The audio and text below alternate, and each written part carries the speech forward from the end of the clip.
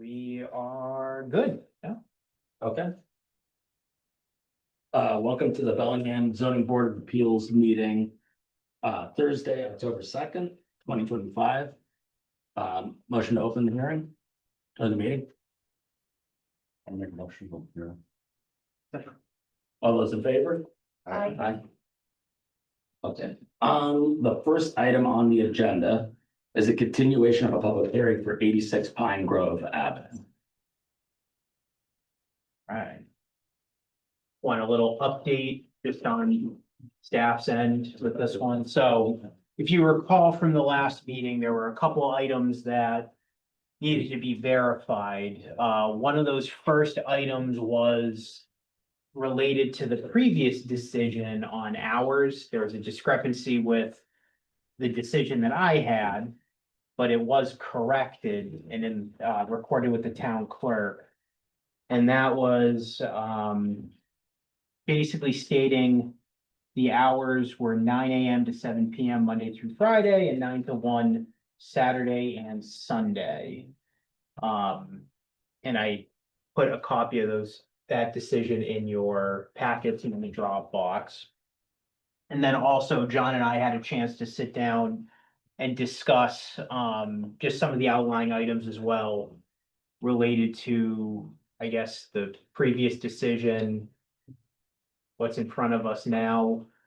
I guess now might be a time if you want to go over any of the updates, but Well, do we want to clarify the previous decision? Because there was definitely some concern about what was actually approved the last time, especially with regards to like outdoor storage and things like that. And there was definitely disagreement around what was actually approved versus what people thought was approved. yeah. Do you want to clarify that? Because it seemed like the first statement in there is that will substantially abide by the materials provided, but the materials provided were never added to the special permit. So it kind of got lost, I think. Well, the operational outline, which had those details, were included as part of the initial special permit. And the initial special permit allowed for indoor storage for vehicles, I think maximum of 40 vehicles, and then storage of non-hazardous goods. So that was in there. And then the outdoor storage requirement, basically it prohibited car parts, engines, batteries, gas, oil, other waste fluids, junk cars, scrap pallets, scrap lumber, or metal.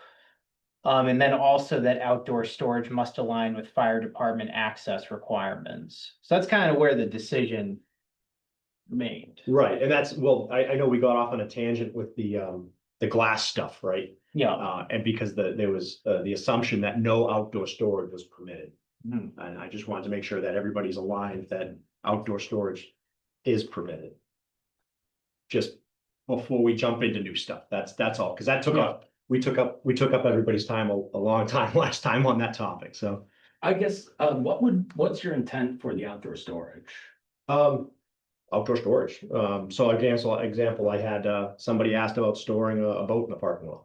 So I mean, that's my concern. I don't know for the rest of the board, but the intent, I think, with the outdoor storage is that I think it's a slippery slope, that it's like, once you have like the glass there, then it's like, oh, someone else wants to store this, and then there's a boat here, there's a thing there. Well, so that like, And then how do we how does that get, so the location of the outdoor storage was outlined on the plan originally, like last year. So that was outlined where I would be storing it. I've outlined what I won't be storing outside, right? So in no way, shape, or form is the intent to turn this into a junkyard, right? I'm trying to build a nice place that people want to bring nice things to. And in no way am I gonna let it get junked up. I'm put too much money into this building to let it get junked up. So like I said, if someone wanted to store a boat and they didn't have room in their yard, then we could store a covered boat in that designated area. Same thing with like that glass storage, right? That's a glass company that wants to store sheets of shower glass so that their installer can come grab it. It's a drop site, right, for them. They do that all over the place. It's just part of their model, right? They rent storage locations around where they have a supply house do a drop. This local guy comes, grabs it, and So- does his thing. I have a question for you, Rob. Yeah. So with that, to me, that seems like you're operating a business in a sense. That's not like your own self-storage on the property. They're just renting storage. Yes, but I think storage, I would think you have the property, it's your right, say if you were to say it, that you could store some of your things, not necessarily someone else wants to, has a shower, as a glass company, I'm gonna have them rent space. I would say it's definitely pushing the That's the envelope as concern. far as, you know, there's, there's general storage and warehousing. But it sounds like the glass drop is a business operation associated with a separate business be taking place on the property, so. That's, well, I guess going back to the history of this, where you've done a great job with the property, but Mhm. you've always kind of been at a lot of different tangents going on, and this kind of seems in line with that, where you're doing a great job, but we want to limit it so that Agreed. there's a particular use that Totally agree. kind of like, oh, so-and-so came by and they want to store sheet metal, or they want to store glass. So Well, that would be. so I my wouldn't concern. store sheet metal outside. If someone wanted to rent storage from me to store sheet metal, it would go inside. Cause I think the intent is kind of everything is behind inside the building. The business is operating Except within for the outdoor building. storage that I got approved for. But I would be, to me, I think you're operating a separate, that's a separate kind of a business where you're renting space for them to store. And then Why? I guess that's. Actually, can I speak up here, because I get frustrated. It's not in here, and it upsets me terribly. Because the intent of this board, when we heard this back in 2023, was no outdoor storage. And we've now carte blanche allowed this gentleman to have a full storage facility. He can have cars, trucks, buses, boats, like any other self-storage unit out there. And it's not in this decision. It was supposed to be the decision. Well, it was, I'm speaking. Okay. The intent of your permit was to store classic cars and such Mhm. inside the building. You've gone beyond that to outside storage, renting storage spaces. That was not, and shame on me, because I actually signed this permit. That was not the intent of the original special permit, what you're currently doing. So you did take that permit and you're pushing it beyond what the intent was, and what you're saying is telling us you were gonna do. So, yeah, and I understand that. Respectfully It's disagree. not in here. Yeah. So you've got the right to do that, but that was not the intent of the special permit, 2023. yeah, like I said, I respectfully disagree because the materials that I submitted never changed. And it had outlined in a drawing exactly where outdoor storage would be permitted, Yep. subject to the fire department. Auto trailers and such for the people transporting their cars, Exactly, yeah, but now we're storing glass, storing potential sheet metal. I didn't storing other think- things. We're running separate businesses down there. You've pushed what their special permit was supposed to be. I look at it that way. I looked at it as this individual was renting storage from me, plain and simple. I've already informed him that if the board says I can't do it, then when his term ends, it ends. And that's as simple as that. I said that last time too. I'm not, it's $100 a month. I'm not, it's just, he asked me if I would rent to it. I said, I don't see why not. So I I'm did done, not think I was Mr. doing Chairman. it wrong. Okay. Anyone else have any comments on the board on this topic, I guess? No, not on this topic. Okay, so I guess with the updates, Rob, was there, so that was the first item that you said about for the updates. What, there any Yeah. other updates? The other update, I know we discussed the drainage, Yep. retrofit, which it sounds like, so right now it's a leaching catch basin or a dry well that's on site, which John mentioned it's most likely undersized. Correct. So he is working, I believe you're working with a contractor. Asphalt engineering. To look at improvements to, number one, increase the capacity. But the other item too is that while that's happening, treatment for inflows would be helpful. And there's very simple ways to retrofit these systems to have storage and, removals for like TSS oils and such. But ultimately, because this is within the riparian zone, it will require some coordination with the Conservation Commission. So I think it's good. you know, the improvements that were already made to the parking area, the fact that it was resurfaced and there is some type of drainage system that isn't discharging directly out to the jurisdictional wetlands, that is a bonus, and from a redevelopment standpoint, that meets the criteria for the performance standards. I think to make it even better, and the fact that, you know, we're talking about potential car washing outside, now is the perfect time to do it. So, that was the other big update. Okay. Yeah. Now, I guess, does that, I guess, how much of that falls under our kind of, jurisdiction? Or I guess we could potentially, because you said, is the applicant, so you've already kind of discussed with, Conservation Commission and.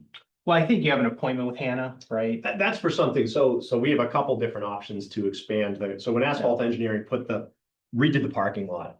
The parking lot was so damaged before, it drained great, and when they put the new parking lot in, they said, we can't pitch it properly, so we want to put a dry well in. I said, okay, but they put one too small. And so what happens is when you get more than, let's say, 3/4 of an inch of rain, I end up with a little pond until the pond goes down and takes about a day and it disappears.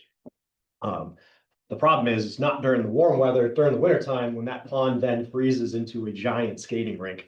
And I have to pour tons and tons and tons of salt on it, which isn't good for anybody. And so the initial thought was we're gonna put just a couple bigger tanks and connect them.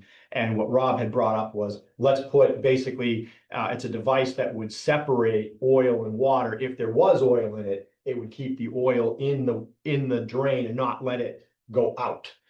It's a device that goes onto a 6-inch PVC pipe. So that seemed perfectly doable. I talked to Asphalt Engineering. Asphalt Engineering is suggesting some other measures that they would rather do. They would rather do some kind of a pumping system. That definitely requires conservation discussion. Like I said, I have no idea where that discussion goes or what's required.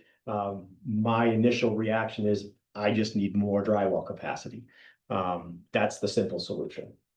Is there, a civil engineer involved? Or is it, okay. Well, asphalt engineering is Yeah. involved. I don't think, I you think the know, oil separator sounds like a good idea. I mean, I think that's great. If Yeah. you're, That's an easy off the shelf kind of thing to do. is there a reason they're, suggesting the pump option? Guaranteed solution versus it still could back up and flood in a 2-inch rainfall, or let's say, right? Because it's shedding 9,000 square feet of water into a drain times, square footage times depth is, you get this volume, and the volume could be too much even for an expanded dry well system. So he was nervous because it's his fault, right? They admit like they messed up. And so there's gonna be a cost sharing of activities going on to rectify it. And the tanks are one way to go, but his concern is like, we could do this and then we get a solid 2-inch, 2.5 inches of rain, and we're right back to where we were. He said the actual solution is to use a pumping system. And it's basically a sump pump, a commercial grade sump pump for a dry well, basically. So that if it gets up to a certain level, it ejects it. The problem is where it ejects it is wetlands. And that's why I need conservation. So from my perspective, the easiest path or the most straightforward path is more capacity. The more difficult path is the pump.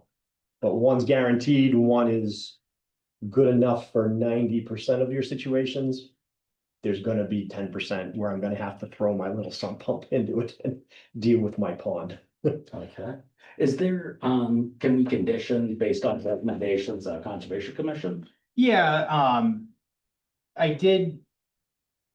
Not to get too far ahead of ourselves, but I did draft conditions to discuss tonight, just, usually when there's a little bit of, I don't want to say contention, but if there's things to discuss, I try to get the conditions in front of you as a way to work through these issues. If you decide to approve this. And yes, there is I did draft a condition related to coordination with myself and the conservation agent related to stormwater improvements for the dry well for both storage and treatment. Okay, well, I appreciate you looking into that, Yeah. and that's great. I'm sure based on what it was before, I'm sure it's already much improved, so I mean, Well, so, because I was just all cracked pavement before, so it drained. it was just gone. It right just through. drained awesome. Yeah. And running, if it's not stabilized, that the pieces of asphalt, sand and gravel are gonna go Yeah. into the low point, which in this case is the creek. Yeah. So, Okay, That, and I think I personally don't like having that pond there because it's a safety thing. Too. The neighborhood kids love it. That's all I need. I'll open it to the board. I'm good for now. Any thoughts? Okay, then I will open it to the public. If there's anyone that would like to add any comments or speak, just stand up. oh yeah, we can talk about that. And just your name and address, but if there's any neighbors, anyone out in the public that wants to speak on this. Okay, Motion to close. Public hearing. Well, I'd recommend not doing that because if we're going through the conditions, there's still some information related to the detailing that you might want to discuss with the applicant as far as hours and such. So well, I guess it's in Peter saying for the public though, that's just closing it. if you close the public hearing, you It's can't closed. get any You can't- testimony from the Oh, applicant okay, either. I got You you. can't read, you can't speak about anything. And Good to know. talking about this stuff may generate some questions from the public too, so. Sure. Just, Sounds good. Is Do we want to refresh where we left off kind of last time? yeah. I'll pull this up on the screens too, so everybody can see it. So I know some of the concerns last time were noise, right? So we said, no problem, we'll do any noise generating activities indoors. It's not an issue.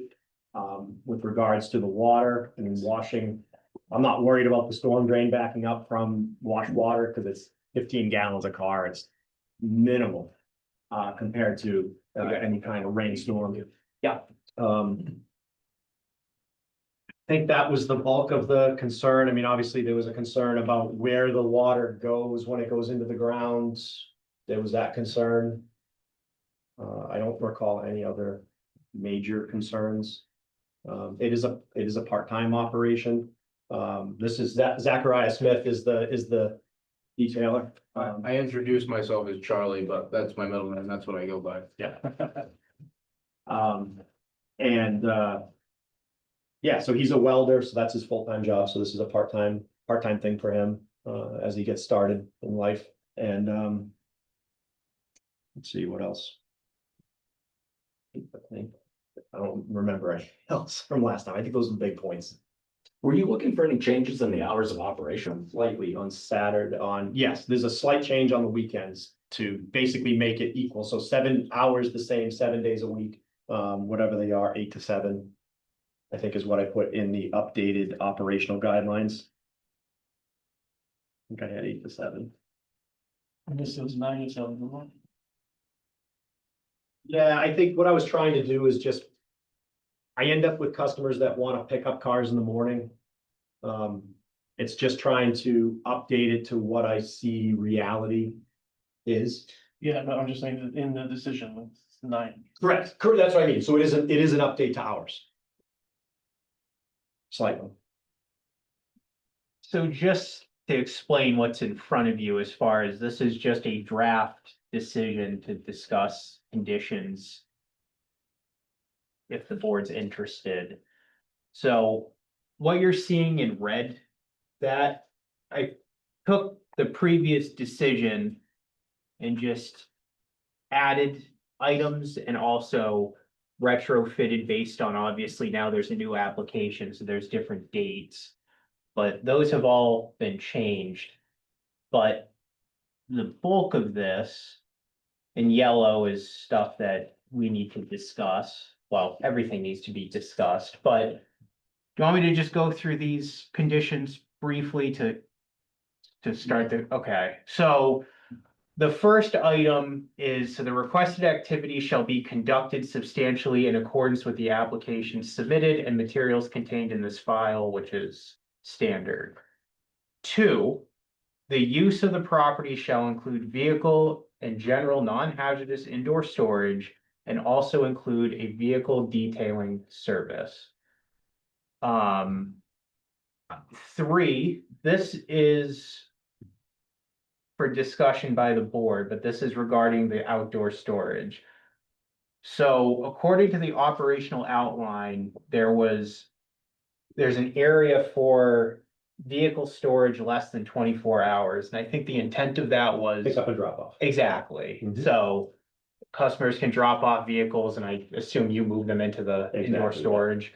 So that's outlined in item 3. Outdoor vehicle storage is permitted as stated in the submitted operational outline, which version 3, September 2025 is the one that's in your packet, which is the most updated one from the applicant.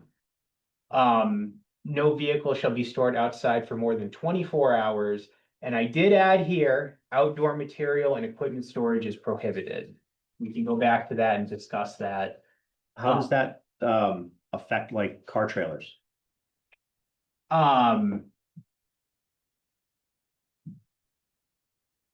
Because if that was the original intent, I'd like to keep that. Like I said, I didn't think I was doing anything wrong. I don't think car trailers is the issue. It's outdoor material storage that I think is the concern, but That's fine. correct. Yes, yeah, I think the trailers, I mean, if it's related to your business, Mhm. to the car storage business, I think that's the intent.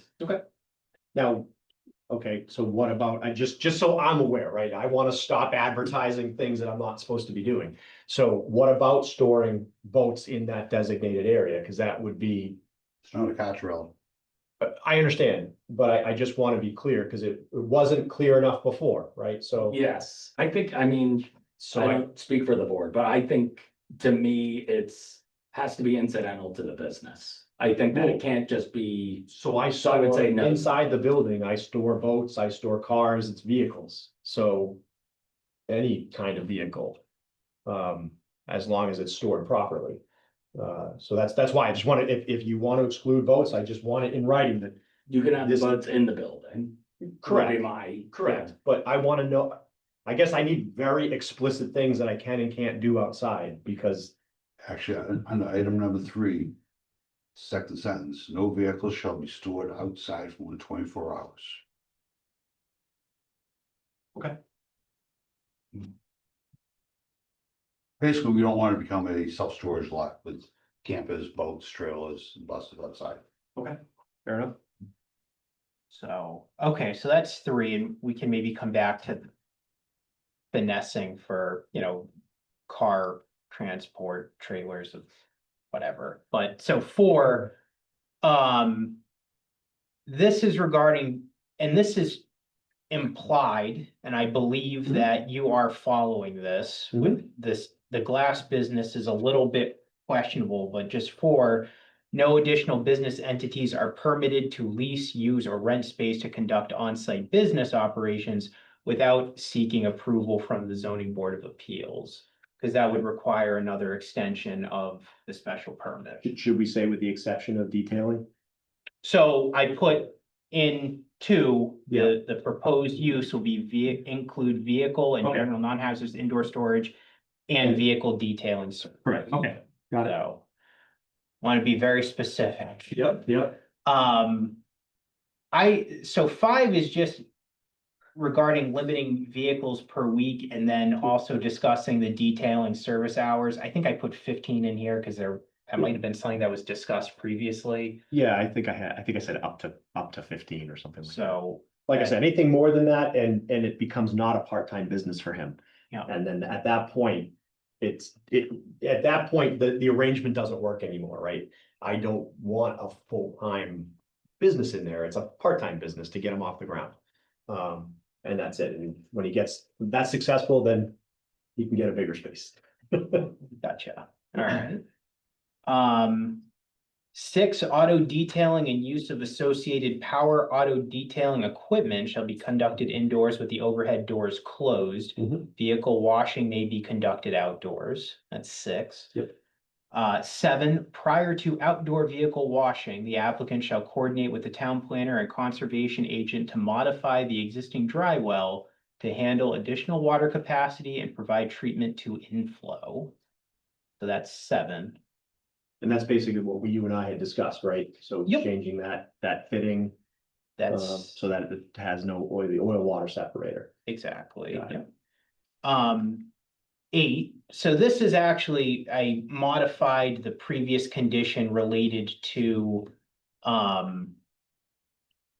what was required previously was submitting a emergency response access plan to the fire chief, which you have done and they've approved. Mhm. So eight was just, it was changed slightly, saying the proposed expansion of the previous approved special permit shall comply with the approved emergency response access plan. If any variations to the special permit affect the emergency response access plan, review and approval by the fire chief or his designee of the amended operations and plan is required prior to operation of the facility. Really just a catch-all for that situation. Sure.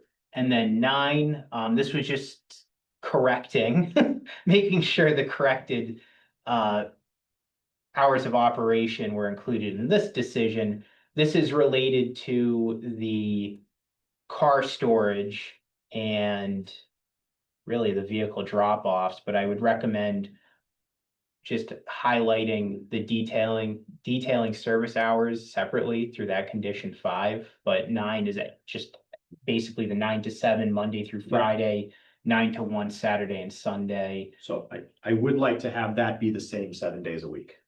Just because it represents reality. It's hard to control people if I limit them to 3 hours on the weekend, because that's when people are available. You're talking about for detailing or for? Well, it's both, but definitely drop off and pickup of vehicles. That's the weekends are I don't want to say any time is busy, but if any time is gonna be busy for me, it's the weekend, right? That's when people are around. They're not working.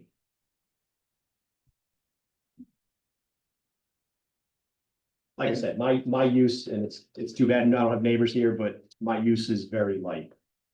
So, I mean, even though those are my hours, I just want to be upfront with the board that there is comings and goings outside 9 to 1 on Saturday and Sunday, and I'm just trying to be upfront with that it's very hard thing to control. When people want to come and drop off a vehicle, even though I know they're coming. I don't get people much outside of that 9 to 7, but it's after work and typically before work for people. Yeah. And on the weekends. It is a 4-hour window. On the weekend? Yeah, I realize, but it's broader than that. That's very limiting to a business. yeah, I know, I think, well, I guess I would think we just have to. And as a same thing for the board- detailing, like if the detailing is 9 to 1, then we can walk away because it's. The tricky thing to me would be balancing just all the residences around you that the weekends are, when the time you want the least activity, but. Yeah, like I said, it is very quiet. I mean, it's a quiet area. I really wish that my neighbors were here to confirm that, but. Oh, you are here. Yeah. Oh, you guys. Do I have to? Do I have to open again? The public hearing's still open. If you'd like to speak on it. Yeah, please do.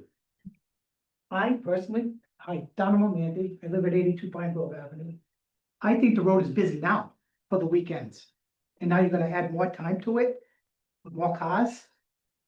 I mean, I'm yeah. opposed to it, okay? Is it busy? It's Sorry, busy on the weekends. There's Is- a lot more traffic coming down my road. is it busy from me? Oh, you had to address the board too. Oh, yeah, sorry. Is That's it okay. busy from what I'm doing? Cars go down into your parking lot, turn around and come back. Okay. So I'm gonna say yes. Well, if they're just, I guess, that's what I'm curious. I mean, if they're just turning around and coming back, they're not for me. Because my business is by appointment only. Yeah. And same thing with the detailing service would be by appointment only. If you would like to speak. Charles Johnson, Pine Grove Ave. As I look at the thing, I think the last time we were here, which was a month ago, we were talking about 10 cars. And now it's 15 cars. And to get 15 cars in there, detailed and out of there, requires 5 trips per car. That equals 75 trips down the road that he said is already busy. Thank you. So just to be clear, it's 15 per week. Not per day, 15 per week. And that's, again, that can be adjusted because that's a slight increase from the last time we were here. But that's per week. And it's 1 trip in and out. Typically for a vehicle. I know, I mean, for me, I would ask the rest of the board to get their feeling, but I know I feel that I probably prefer to hold the hours on the weekends. My concern would be about the impact to the neighborhood. Yeah, I mean, I understand the ask, because that is when people who work have time to do these kinds of errands and things like that. But I can see, yeah, the concern for the neighbors. Especially on Sunday afternoon. Yeah, Yeah, to be successful with this kind of business though, the weekend hours are kind of mandatory.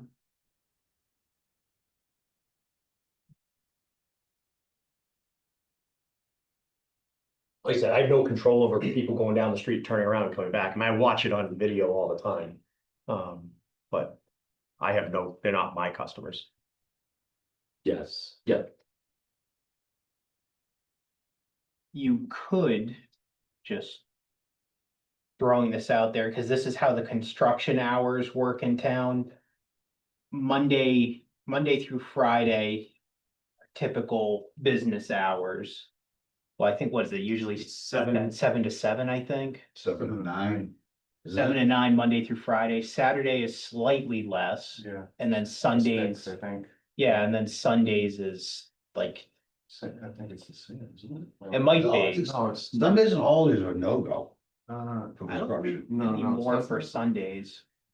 I thought Sundays and holidays were no-go without your prior approval, like if they were pouring a slab or something. Or the planning board decision would regulate it too. Yeah. As far as construction work, but he's just saying outdoor activity in our zone, in our charter. Yeah, Okay, so, I mean, we can certainly okay. limit them. But I think 9 to 1 is just a little too limited. okay. So you would say, so that would, in effect, it would be given the 9 to 7. No, it's 8 to 7. I mean, if 7 you want to make it 9 to 7, I'm fine with that. if you days. do This version 3, after the outline. the 9 to 7 Monday through Friday, I was just stating a potential expansion of the 9 to 1 on Saturdays, and this is specifically I'm talking about the detailing service. And then 9 to 1 Sunday.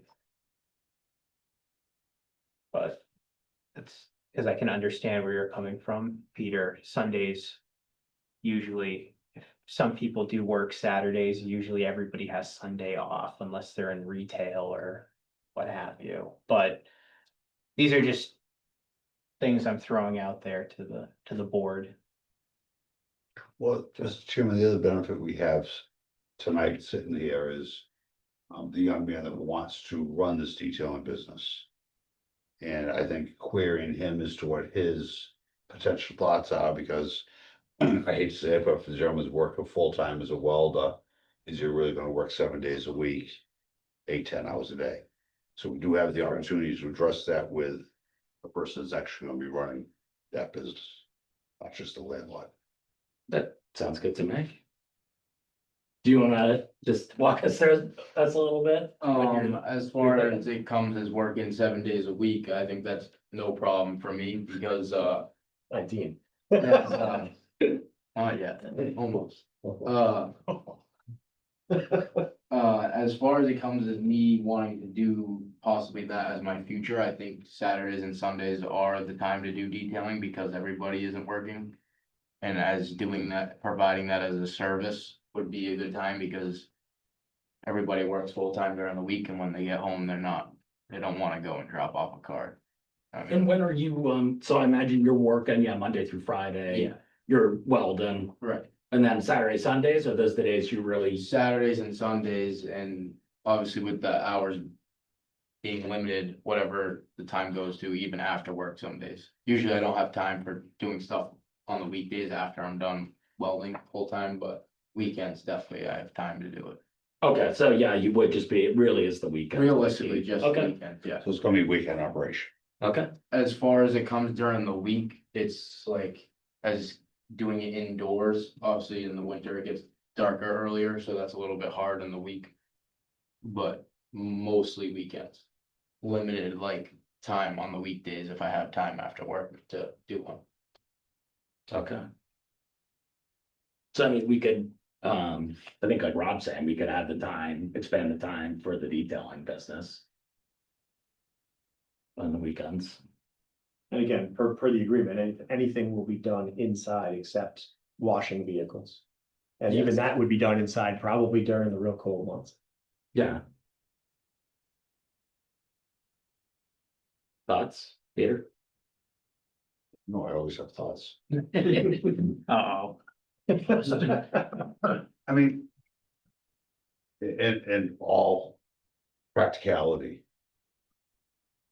No one is gonna detail 3 or 4 cars on a Saturday. You'd be lucky to get maybe 2, if they're done well, detailed cars on Saturday or a Sunday. So we're talking 3 or 4 cars up and down the street. Working indoors, I mean. I just don't want to create noise for the neighbors on Saturdays and Sundays. That's my concern. Neither do we. What's the hours we're thinking on the weekend though, because we're. Probably have to extend it if we did it from 1, so what are we thinking?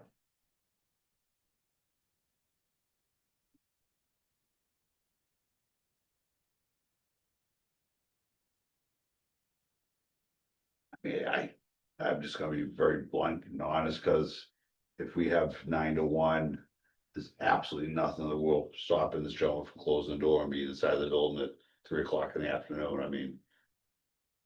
So either we regulate it, allow it, or it's gonna happen anyways. I'm just being honest. We all know it's gonna. It was too short. How long does it take to do one car? It really all depends on the condition of the vehicle, what size the vehicle is, what the person wants done to it. It really ranges. How many kids they have? Like, what would you say is maybe your average? Like your most average? 2.5 to 3.5 hours. And that's doing everything. Like sometimes people only want the inside done, or they only want the outside washed. Right. It really ranges. Like maybe 2 guys a day, maybe 3 tops. If he's hustling, Yeah.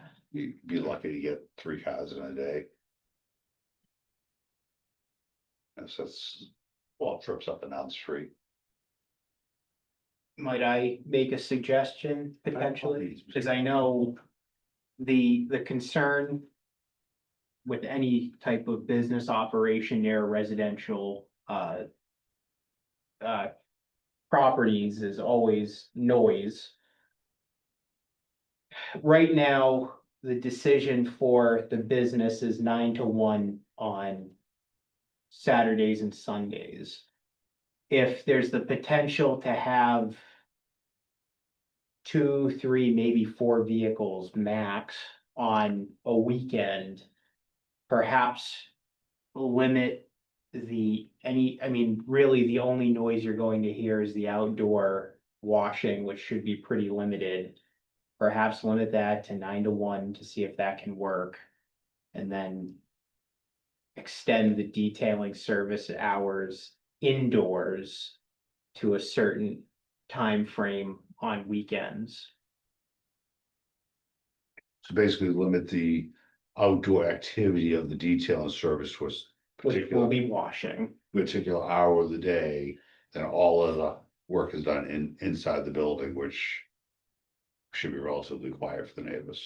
Yes.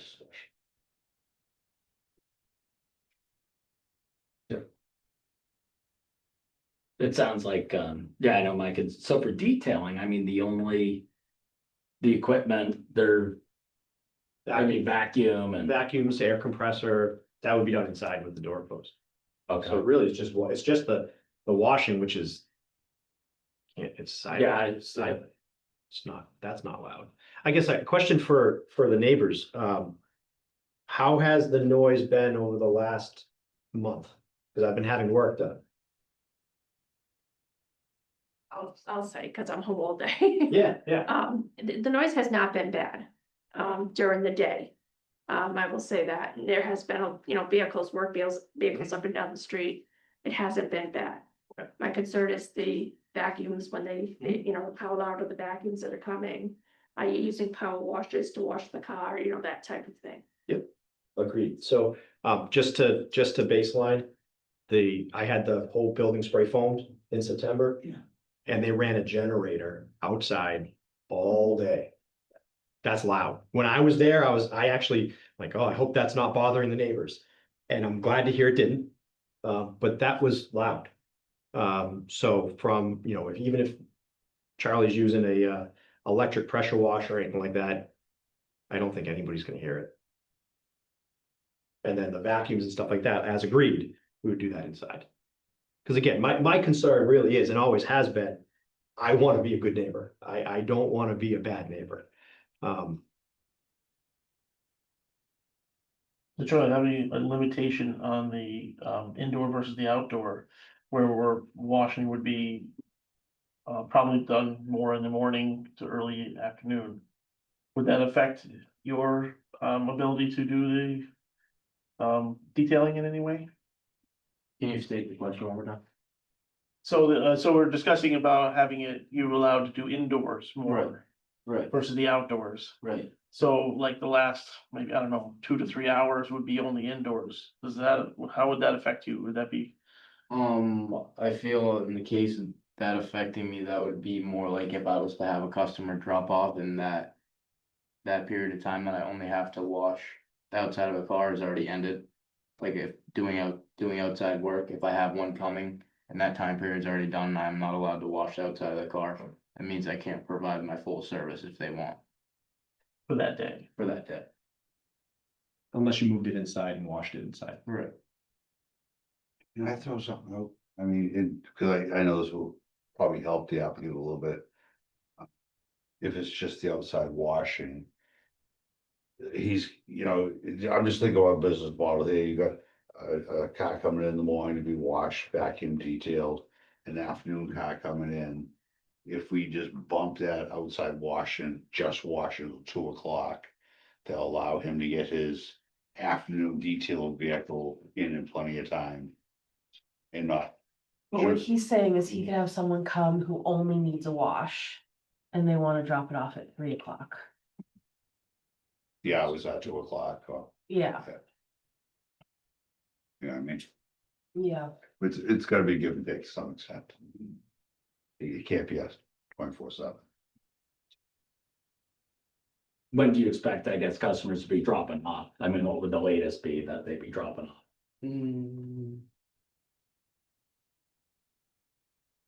With that, what are the hours that I'm allowed to work there? That's what we want. So. So that is a great answer. I'm saying For you. for the outside washing, I didn't know if that's what we were Yeah, talking about, or are we talking about the full time I'm gonna be there, allowed to be indoors or outdoors? I would answer for the latter. Yeah, answer for the latter. Like if you had full, like 9 to 7, when would the last car get dropped off? For the day. Well, when would you stop washing outside for the day? Because you could still work indoors to that end time. Oh. But your outdoor activities would have to end earlier. So basically what you could do is, let's say you had customers that just wanted wash only, front load them. Put them all in the morning. get them all out of the way. Then you have your full details, you schedule those, so that way, come whatever the time the shut off is, if it's 2 p.m., you then just simply, you're done washing.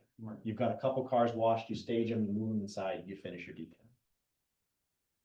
I think the latest a car would be dropped off is 3.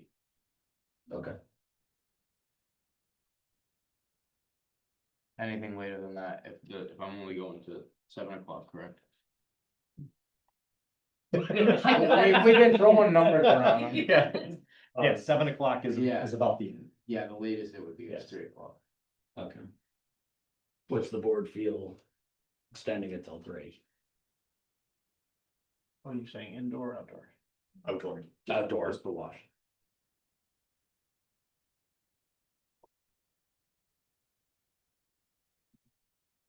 I feel like I should be playing the Jeopardy theme music. There's a few scenarios here, we're doing all the math. Yeah. Okay, I guess it's the give it. I guess the other thing that I would like to, I'm just thinking to put in the condition is that if we could just list that it's just you doing the detailing. Oh, yeah. Just because, I mean, if you're doing really well and you bring someone else on board, that changes the dynamic. Right. So I Probably would think, outgrow the space if you bring someone else on.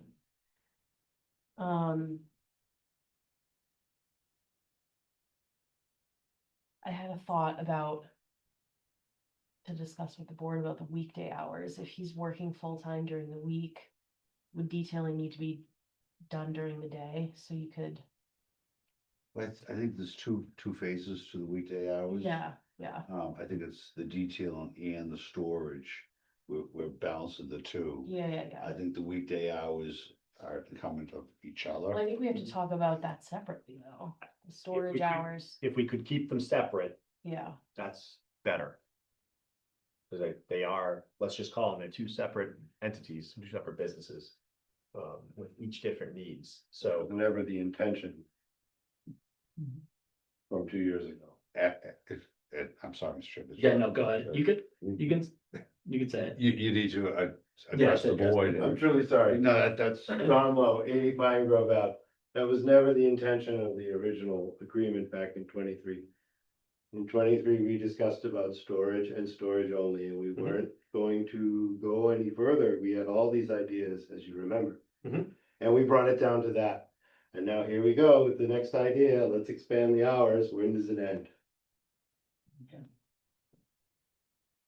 Thank you. I'm sorry, Brian.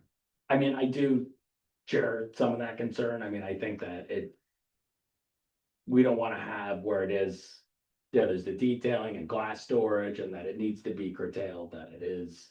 And still the unknown road that goes to this business. Okay. So we clarified ownership of the road. So the road is owned by the town. It is not a private road. It's a deeded access for the 3 properties on the road. The road has public utilities, including sewer and water under it. It's a town road. Oh. So, we as the residents of that zone need to get together and go to Public Works and, I'll say, give a little push to do more for that road. In regards to plowing, et cetera, drainage, things like that. So that's something we'll have to band together on. But I'm happy to help with that. Keep moving forward. Yeah, I know, we've got a hefty agenda, there's 2 more items after this, so. I guess. Really, the crux of this discussion, I think, is if the detailing service is allowed. What are the hours? I think the discussion regarding weekend hours, outdoor versus indoor should probably be, I think that would be a good option. If this were allowed to help mitigate any type of concerns, for noise for the neighbors. The item, I think, Liz, you were mentioning weekdays. I would just urge the board to be careful on changing hours based on the previous decision, the 9 a.m. to 7 p.m. for for this additional use, especially where the weekday may just be more of spillover, Yeah. for the detailing, so I think pushing beyond 7 p.m. might be a little bit concerning, and I don't think going earlier would be necessarily the best option. So what I would recommend is if you do decide to go with the hours of operation for the detailing, do the 9 a.m. to 7 p.m. Monday through Friday, which is just the normal business hours of the facility, and then perhaps, I mean, keeping nine to 1 or 9 to 2 Saturday and Sunday, not really expanding a whole heck of a lot for the outdoors. If you want to do indoors where you know it's going to be quiet, you can extend maybe Sure. further to 5. But, ultimately it comes down to this is a very unique property. The owner has done a wonderful job bringing it, back from the dead, I guess you could say. It was in pretty rough shape. But with that, there needs to be definitely, stipulations to protect the integrity of the abutting neighbors. The current hours seem to work for the current use. I would just be cautious on extending those too much, especially for the outdoors stuff.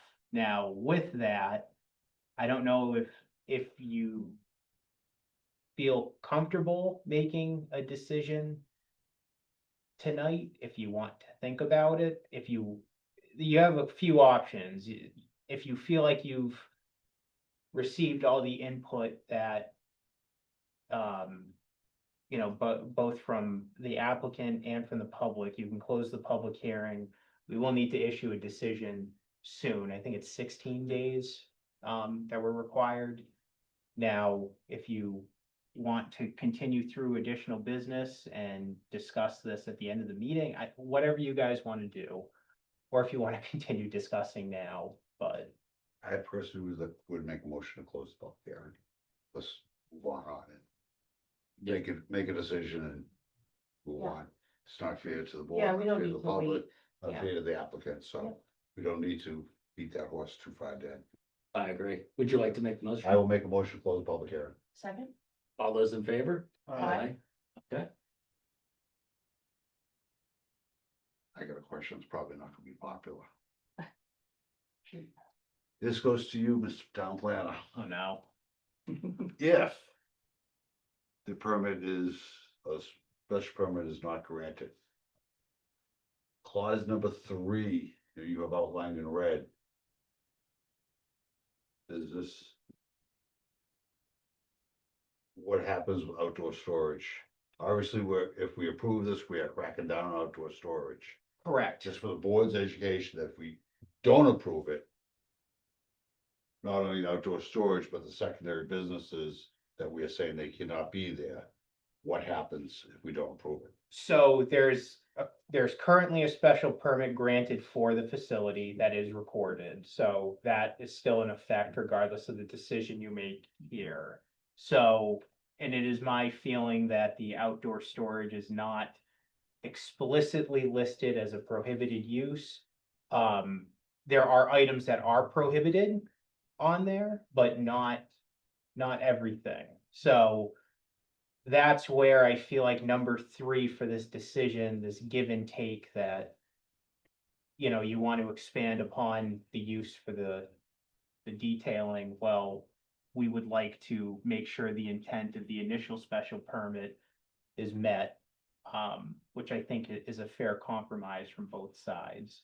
But to answer your question, there is an active special permit. If this gets recorded, then this is now the permit that is valid, once it's recorded. That also goes along with conducting or renting space for other businesses. That one, I think that is covered in the previous special permit. Like I said, I think the glass storage was was pushing the envelope slightly, but I mean. Number 4, though, you definitely spell it out. You spell it out. Yeah, definitely. So it must be a little gray. Well, I was trying, yeah, I was Right. trying Yeah. to clean this up as best as I could. Yeah. So, I have no further questions, Jim. Okay. I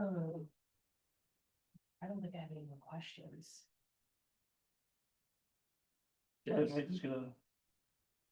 I just wanna verify how we're gonna come up with time. Especially the weekends. Well, that would. Whoever makes the motion. But, I mean. I kinda like personally what Rob has said, that we don't expand too far.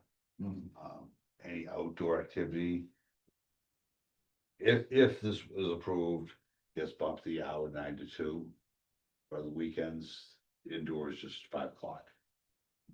I was even thinking shorter, like I wouldn't been mind, but almost keeping the same, but just outdoor can be, or indoor can go to 3 or 4, something like that. So that's why I was asking about timing. I think we all have different opinions on That can be the motion that you make. it.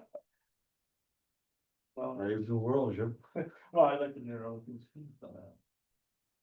I think I agree with Rob's recommendations. I think again, it's, to me, yeah, fair compromise. And what was that? 9 to 2, 9 to 5, Yeah, 295. on the weekends. Weekdays stay the same. Okay, yeah, I can I agree don't with know. that too. What do you think? No, I agree. I mean, I think if we're gonna extend it, we want to, and if we were to approve this, we want to make sure that we allow for him to actually do the work, right? If he does, if it does take 2 hours on average for most things, we don't want to. So I think 5 o'clock would be a good compromise for indoor work. Yeah, I mean, look, and I agree with you. I mean, if we're gonna approve this, we don't wanna approve it in such a manner that.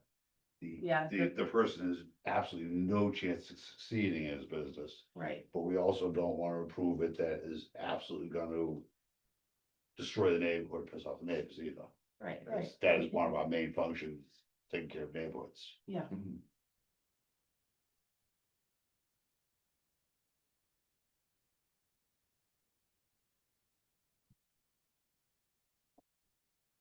But that's why I would say that seems fair to the nature of the compromise. the one other item regarding, so the detailing service hours, it sounds like. There's agreement.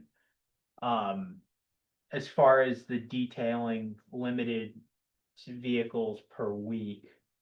I think, so the testimony was 10 to 15, I believe. What exactly would the board, I assume you would probably like to have a cap in there. I don't, I mean, just. There's no way he's gonna get a dozen cars detailed in a week, working just 2 weekend nights. And how you gonna enforce that? Yeah, it's not possible. You're splitting hairs. Yeah, it's, I mean, if he happens to take 2 days off of work for, a quote, sick time and detail 2 or 3 extra cars during the week, you know what I mean? You're splitting it. Okay, It's all about time, I think. all right, then timing it Time is. More important. I don't think you get 15 guys detail work full-time down there. These were just suggestions anyway, Seriously. so. Okay, I think, does someone want to make a motion? I'll make a motion. Let's see if I can get that right, how they do this. So, do I make a motion about the timing or just? You have to make a motion to either accept or not approve the So- decision in front of us. Did we agree to the 2 to 5? yeah, so, That's to be voted on. Okay, so You have to make that motion to be voted on. the motion, James, I think would be, if you're looking to grant the special permit, it would be motion to grant the special permit as written per this decision, with amendments to condition number 3 regarding outdoor material and equipment storage being prohibited, but exception of car moving trailers, The trail. car transportation, trailers, and then amendment to condition 5 regarding detailing service hours being limited to Monday through Friday, 9 to 7 PM. Saturday and Sunday, 9 to 2, limited for outdoor work, and 9 to 5 allowed for indoor work for the detailing service. Yeah, okay. Or you can just. Say so moved. Yes. Say so moved. Ditto to Rob, yeah, approve for- You should just make a motion not to approve these. I'll make a motion to approve based on what Rob stated. Spot move. Okay. Second, I'll second. okay. All those in favor, say aye. Aye. Aye. All those opposed, okay, that passes. All right, so just moving forward, this will get filed with the clerk on Monday. We will get notices out to all of the abutters stating that the special permit has been granted. And then, abutters there's a 20-day appeal period. I believe it's. Wait, it is. Yep, 20 days, so. That is all. I want to thank the applicant, you've clearly done a great job on the property, so, and good luck on your detailing business. Appreciate it. Thank the public for coming out again. Thank you. Well, fix the glass people. Appreciate it. Thanks. You have 20 days. Okay, next item on the agenda, All right, so next, 8 Lynn Court. do you want me to read the public hearing notice? Here, yeah, hearing notice. for that? Does anyone want to make a motion to waive, or would you like Rob to read it? He had to make a motion to waive the reading for 8 Lynn.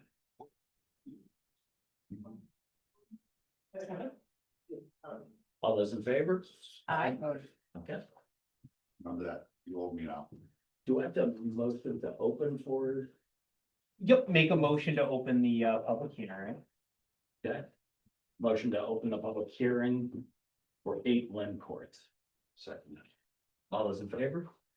Aye. All right, thanks. Just tell us your name and just kind of walk us through what you're, hoping to. I'm Jeff Barkle, 8 Lynn Court owner. Just looking to build a farmer's porch that's going to protrude 8 feet from the front of my existing building towards the street. I currently was approved to build a farmer's porch off of the addition section of my home, which sits back from the face of the front of the house. And I just wanted to continue to wrap it around to the existing structure, but that goes into the 30-foot setback from the road, and I just wanted to try and continue it and make it look more uniform. Okay, the tricky thing with variances is that it really is the hardest threshold to get approved Mhm. for zoning. And according to the bylaws, you had to meet 3 criteria for hardship. So can you speak to, I guess, is there a financial, yeah, I guess you have to speak to. Everybody, if you want it. Those Yep. criteria. So the criterias are under 240-12. A little enforcement, the first one, a little enforcement of the provisions of this bylaw would involve a substantial hardship, financial or otherwise, to the applicant. And then the second one is a hardship is owing to circumstances related to soil conditions, shape or topography of such land or structures. And 3 is the desirable relief may be granted without substantial detriment to the public good. But you basically, you have to meet all 3 of the criteria for the hardship. So I guess to me, what I would think is I get with the farmer's porch that it is kind of like a nice thing to have it wrap around and maybe aesthetically it looks nice, but is there any hardship that you're incurring? That you actually need the variance? Well, I don't think it's more or less a need, but it's also, I have an existing set of precast steps that go to the front door of my home that protrude into the 30-foot setback that have been there since 1977 when the house was built. So I don't feel like I'm really going into this zone a whole lot more than that's already been, kind of established since day one. It's just more or less just finishing it and making it look a little bit more rounded off and complete. I could help you out with that if you. Sure. Just so, if you look at the lot that he has on the screen, he does have hardships here, okay? So, number one, he has an odd shaped lot, okay? And the odd shaped lot, I think, is probably because of the gas line that goes through it. So this is dissected by an easement. And they had to place the house where they placed it. The lot meets the area, for the zone. But unfortunately, because the gas came through and took an easement, it forced them to put the house all the way to the corner. So it's one hardship is lot shape factor. Yeah. And the other, I would say the other hardship would be, he's got a gas easement that's dissecting his property. So, whether that affects the value of his property, I don't know if you could use that as a hardship, but, we were talking about. Can I ask a quick question if you don't mind? This says 30-foot setback here. Is the bush going here or across? In the front. It's a Yeah, There. I haven't. I'm reading this, it's just deceptive, that's all. Yep. So the other thing is, so egress, I don't take into account egress on setbacks. Because you have to be able to get in and out of your building or your house. It's a building code issue. So, if a house is forced to be, look at the house. He's on the zoning line and his egress doesn't even fit in his setbacks. Because the shape of the lot forced them to put the house, away from the easement. So he's kind of got a double-edged sword here, He does have some hardships going on here. It's not just, he wants to put a porch on. How much are we encroaching? It's going, so the house sits at 30'7" right now. And I wanted to bring it out 8 feet from the house, so 7 foot and change. So the platform would be 3 feet, and if there's, 3 or 4 stairs, you're talking, it's 6.5 feet now. He's encroaching on the setback now. As it is. So, may I ask you, maybe either one of you, both of you, what's kind of the precedence in this kind of thing? Because this is the first one I've seen in this kind of. Well, so, he has to display, he has to have a hardship, Hardship. yeah. In my opinion, he has a hardship. He's got several hardships here, he didn't build the house. And he didn't ask for a gas easement to go through his property either. The 75-foot wide. Yeah, that's It pretty much substantial. renders his house, I would say with these ones, to me, it seems like number 1 is, I think I agree with you with 2 and 3. Yeah. Cause I think 3 I don't think to me, it's gonna have a negative effect to the neighborhood or, It's not. and 2, and this is just my opinion, but number 2, I agree with, what you're saying about, what Tim's saying about with the shape. So to me, I guess it would be the first one, would be about, does it cause a substantial hardship, financial or otherwise? Which would be, I guess, to your point, but you're saying, Tim, is like, okay, for egress, but then the devil's advocate is, okay, they could do like a good sized landing with steps. And Where I agree, the farmer's porch is maybe nicer, but is that hardship that you I need? think if his stairs are still in if you violation, do good sized stairs and steps, you you still need a variance because you'd be approaching. I guess that's, yeah, So either way, that's true. It was the porch, so it'll wrap around where the deck is. Yeah, so right now there's a small deck that goes to the right side, that you can see that's existing. And I'm just going to follow the perimeter of the house, and it's gonna, where those precast steps are in the center. It's just gonna go right over those and then go to the edge, right where that 30-foot-8 line is there. I guess I mean, the 3 feet is a nice one too, for as far as, yeah, to access and get through and, It happens a lot. okay.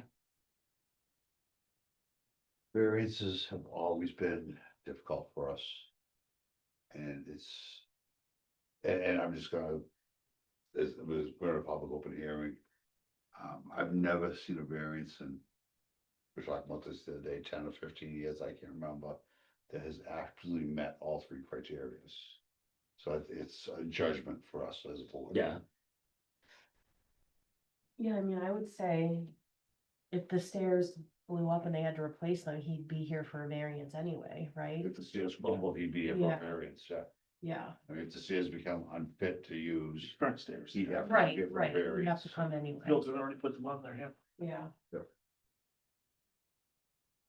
Shame on the building inspector would allow that to be encroaching when the house was built. No, again, egress is not considered an encroachment. I'd give them a permit tomorrow and I wouldn't consult you on that. I do it all the time. I'm not gonna ask your permission to have them, not comply with the building code. Absolutely. Yep. Of course, we'd ask you to set the house back another foot. Yeah. That's okay. Yeah, and if he could, I mean, they shoehorned it in there. I mean, look, unfortunately, all of the houses down there, if you're familiar with that neighborhood, they're set back nice and they have a Everyone's lot got of an acre of it, distances. yeah. And I'm sure that easement affects a couple other ones up the street, Yep. but they go through the backyards.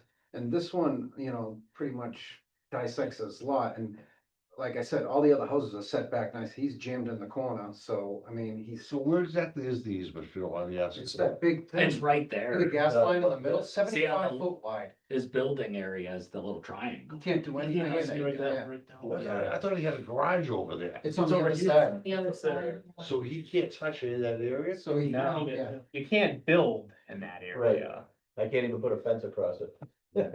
We just found his hardship. Yeah. It's definitely has sections, yeah. No, that, your explanation was great.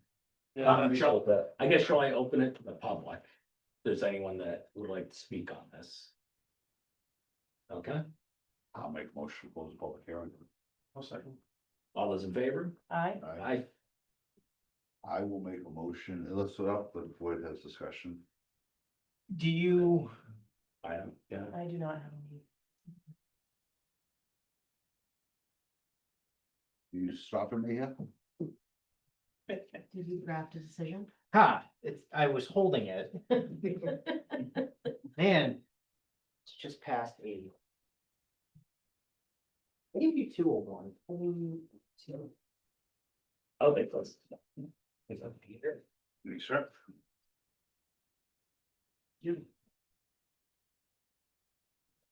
Thank you. And Rob, you'll remove Ray from these decisions, right? Yes. Okay. So these are draft once again, but let me just pull it up on the screen. So if you recall, we had a kind of similar use variance not that long ago that was granted. And I utilized very similar conditions with the exception of one item, but let me show you that. Bear with me for 1 second. So the conditions that I recommend, once again, the cookie cutter that the activity shall be conducted substantially in accordance with the application submitted and materials contained in the file. Proposed porch should not be constructed any closer than 23 feet from the front property line. A Massachusetts licensed professional land surveyor shall survey and stake the property line and limits of the proposed porch prior to construction. That was a standard thing that we had in the previous variance. You will need to obtain all applicable local and state approvals, which most likely would be the building permit. And then number 4, the last one. So normally an as-built is an as-built plan is submitted to the building department for structures, this is not considered or wouldn't fit the, Permanent, doesn't have a foundation. so it wouldn't fit your criteria for needing an It as-built. wouldn't, but I think, we were talking before, with a special permit. He's getting a special permit to do this, I I mean, a think. variance. I mean, a variance. He should, I think. So I an just, as-built. I just had an as-built done because I had my septic tank replaced a few Okay. weeks ago. Yeah. So I don't know if we can just amend that or if it needs to be, or. Oh, yeah, all you would need to do is just show, the surveyor would go out, they would just locate the new, farmer's porch, and then Yep. it just shows on the plan that it's in compliance, making sure it's not 23 feet. Yep.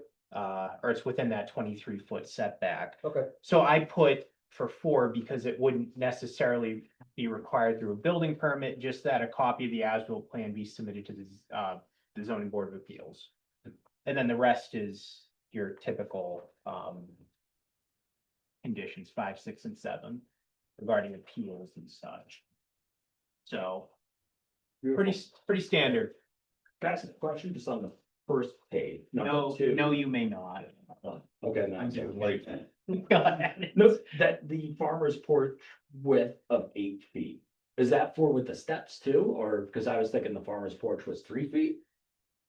No, there was, I think, there's most likely a 3-foot landing for the steps currently. So the It would 8 be a really feet. tiny. porch. Yeah, the 8 feet wide is what, Yapton was requesting for the width of the porch, so. So you don't sit on the porch at night. That's fair, yeah, the 3 Yeah. feet is, okay. That would Okay. strictly be ornamental if, it was 3 feet wide.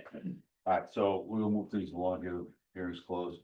I'll make a motion to grant the variance, per the decision that Rob has laid out. I'll second. All those in favor? I, Aye. Thank you. Okay, enjoy your porch. Yeah, appreciate it, guys. Remember, screening is your friend. Exactly. But we'll have this filed on Monday as well. Very good. Ready All right, for it. thanks so much. No problem. Okay. Yes, it's me. Next item on the agenda is 202 Hartford Ave. Last but certainly not least. Oh, Lord. They're tired. Evening.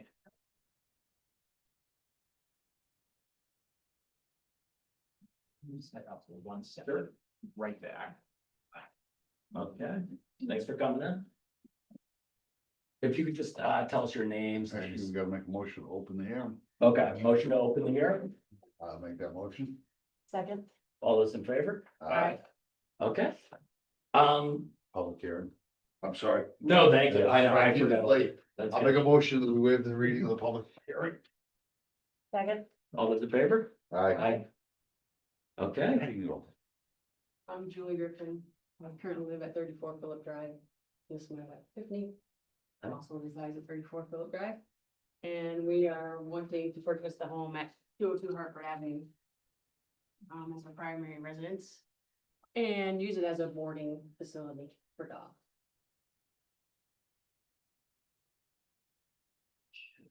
We'll tell you some of the questions I have, we need to go out the back in for, okay, based on what the applicant has that they're looking for. Different zoning. Is this some of the zoning overlay? Yeah. Well, it is, and that was the question I have, is I do not believe dog kennel is part of the zoning override that district. So this would be, if I understand it properly, an accessory use of 202 Hartford. Is it allowed in the underlying zoning though? No, Okay. so it's a use variance. the use variance with an accessory use. Home occupation. Home occupation. So the 241.85 that's being quoted and the 241.90 and is not, should not be considered as part of this. What? I told you, I needed him to come back in. I'm sorry, The question that comes up immediately is under the overlay. This is not allowed. So it would be a special use variance as a home occupation. No, so, no. So you're correct about the overlay. So I think in the narrative, you reference the overlay. But in this case, it would actually fall under, the underlying zoning, which is residential. So as an accessory use, animal kennel, you're allowed through the special permit criteria, not a variance. They're not looking for Special permit, relief. yeah. It's a special permit under the residential zoning, which is the underlying zoning, as an accessory kennel. So that's, It will fall in 240-72 it would, home occupation. it would fall under, it's section 240-31, which is the use table. And that it's accessory. Okay, use so here. so I was right and I was wrong. I'm good with that. No, Two. no variances. It's a special Permit, yeah. Yeah, no variant. It's a special permit for an accessory use. I'll pull up the zoning, But that's still an accessory use, that still falls under home occupation. Under Article 7 accessory use 240-72. I'd have, It's an accessory to residential, Yeah, right? That's what it would. I have it. That's the correct, special But that would be the special permit. correct, yeah, Okay. yeah, no variant. No I'm variant. sorry, I'm not, I'd have to look exactly at that section that you're looking at. I I guess, just want to make sure that we're discussing the right thing. Well, I guess it would want to be a special permit because it doesn't want to stay with the. It would definitely be a special permit. It falls under that. Yeah, a variance would stay with the property. I think home occupations is actually listed separately, though. But this would be a home occupation, though, wouldn't it? Hold on a minute.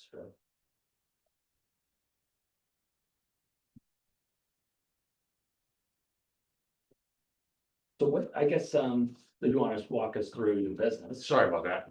That's So fine. you, it's your home and your business. Yeah, so basically live there and do the business ideally full-time. And I need to be clear because it was misrepresented in the town notice that it would be a daycare too. It's not just boarding. So I'm not doing the daycare, which I feel is very different than Okay. boarding. So there's not gonna be dogs coming in and out every day. It's like, you go on vacation and you want me to watch your dog, you drop them off on this day. Next thing, we have a time that's for drop off, and then you pick them up on this day. And from there, you know, I'm looking to only do up to 10 dogs. I'm not looking to get any bigger than that. I'm trying to stay in this little small market area so that I can provide the right care for the dogs and keep them so healthy and happy. And I feel like keeping that small number of dogs will allow me to do that. Do you have any animals of your own? I do, I have 2 dogs. 2 dogs. Okay, so then it would obviously be the 10 dogs for the business and your 2 dogs. Again, no more than 10 dogs, so even if they include my dogs, I don't wanna do more than 10 dogs. Okay. So you'd only be allowed to board up to 8 dogs. At current time.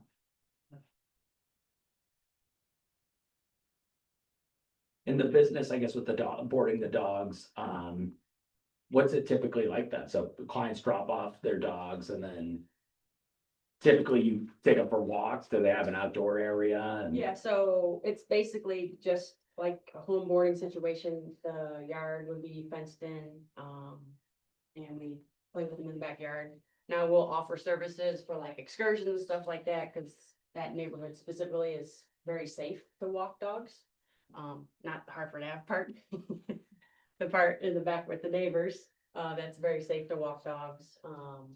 So I offer services like that, car rides if they like a car ride.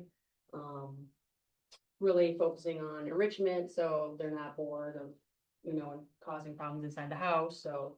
Puzzle games, agility courses, you know, in summertime, have like a little water splash pad, little kiddie pool fun type of thing.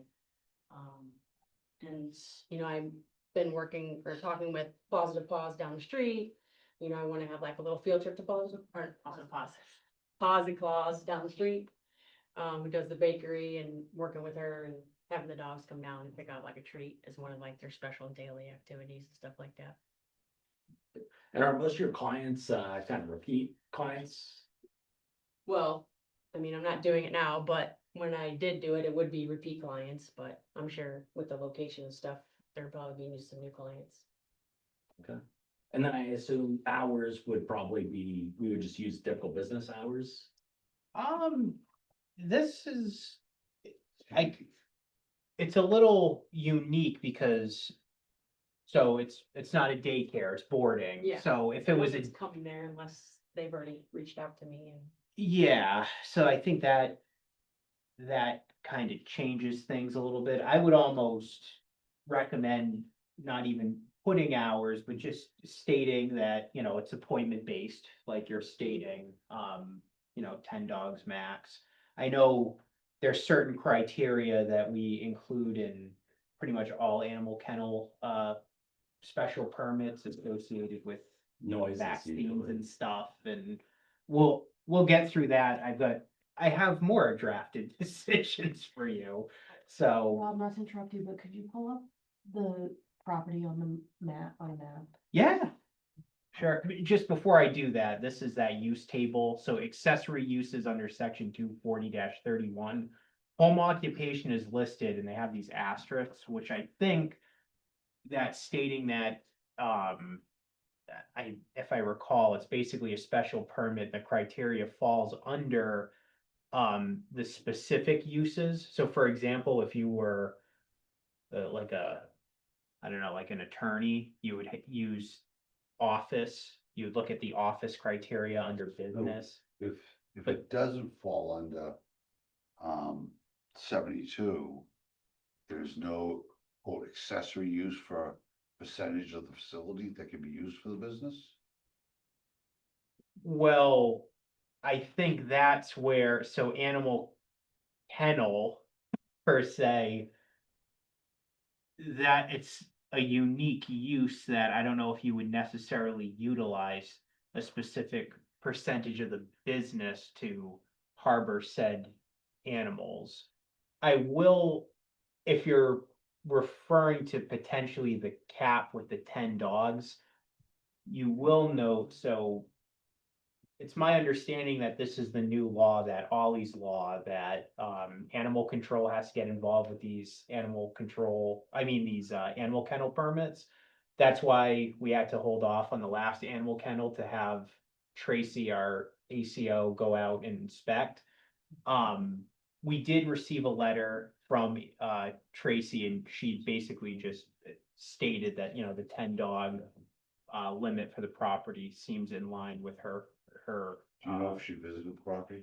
Yeah, yep, and that letter is in your packet, so I assume you received that too, right? Yeah. Okay. I bring that up because, I mean, it's a relatively small cave, it's only 1,296 square foot building. Mhm, And 10 dogs in a small cave seems a lot.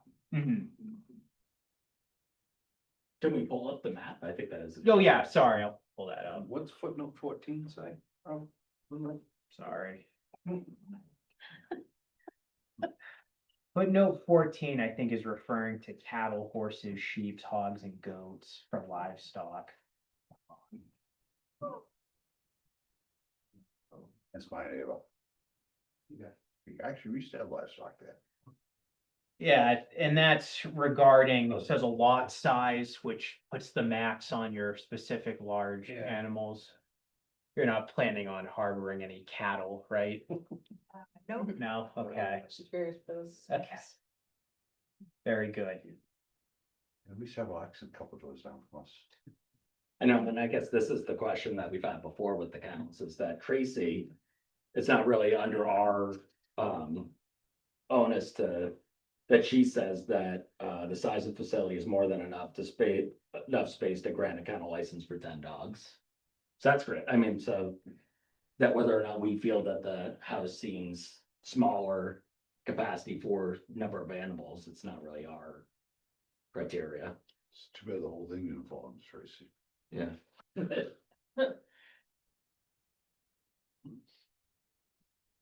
Okay. Hold on, I'm pulling up the map. Bear with me. really hard to do without a mouse.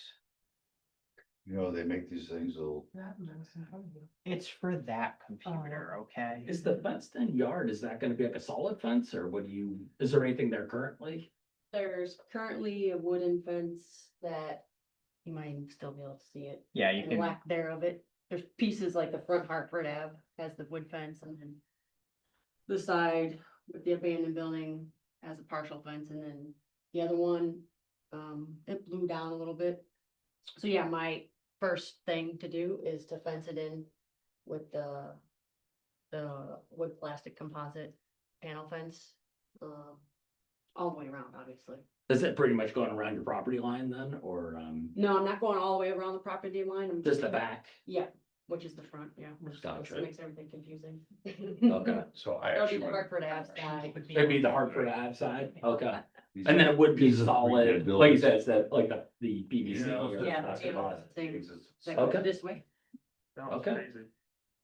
That's a beautiful home up in there. So I guess your neighbors, yeah, I guess you only have the one direct abutter. I mean, I guess you have a couple, but. You that got two, one you got was four the Sagamore most- or two Russell Road. yes. The- Oh, sorry. I was gonna say, this is the parcel here where my cursor is, and then to Rawson's corner of Hartford, Rawson and Sagamore. This is Sagamore Road that loops up to the north. The entrance is Sagamore and then Ransom and then that was Hartford. Well, the entrance is on Hartford, but the state cut the curb. Yeah. Is that you can't go in there anymore. They built Russell Road, Oh. they shut the curb. off. Originally it was. Originally it was on Hartford. And there's a pretty substantial gas easement that crosses the road in this area. Yeah, 2 pipes. Yeah. Yeah, so the dogs would be on the Hartford Ave side, so the house would block a lot of the noise going into the neighborhood, along with the fence.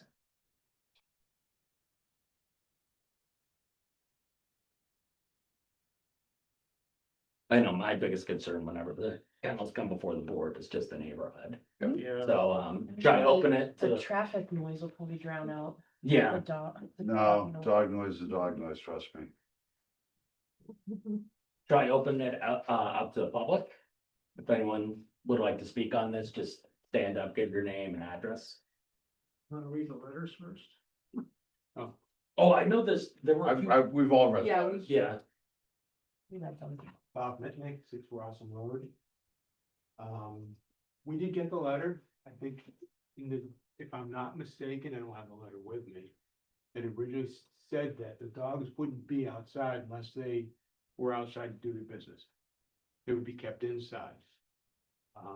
Never mentioned walking the dogs in the neighborhood. And we're really kind of worried that if you have one dog that starts to bark, guess what? They all start to bark. And the dogs in the neighborhood will start to bark. Mine's fairly quiet. Will mine join in the cacophony of dogs? Yeah, it will. And so will the 2 dogs that live in the abutters house. could you, Those dogs are if fairly your, quiet. your property on the map, can we? My point my that? property, yeah, Is that curiosity? I think it's this one with the pool, right? yep. Right there. He said number 6. Oh, right there, okay. And, we walk our dog every day. And he's fairly quiet. He'll make some noise if he sees another dog. He'll talk to it. But if the dogs get antsy, he'll get antsy. And he's only 10 pounds. He's big. But he thinks he's much bigger. If the planning board feels that they want. Zoning, but, okay. Decides they want to grant this permit, at least have stipulations for traffic and noise. If there are complaints, maybe the first complaint be a written warning. Second, $100 fine and 1 week suspension. I so wish we had that authority on many, many cases, but unfortunately, as a zoning board. And I say unfortunately wholeheartedly, we don't have that authority. You don't have authority to put stipulation in. Stipulations, but not anything to do with fines or Enforcement. enforcement of it. We, Okay. and trust me, there are times we wish we did. Forget the fines though, because you suspend the permit for a certain amount of time. I mean, it wouldn't You could have it reviewed next. Yeah, what would happen is if there was an enforcement that needed to occur, it would be the zoning enforcement officer that takes that up, and it's based on the conditions of the decision. So like, I don't, with the previous hearings, we were talking about the different conditions to try and make sure that things are done per what is said in these hearings. And you want to make that as concrete as possible, so if there is a variation to that condition, the zoning enforcement officer can go out, tell them, you know, look, you're, something's not right here, you gotta do this.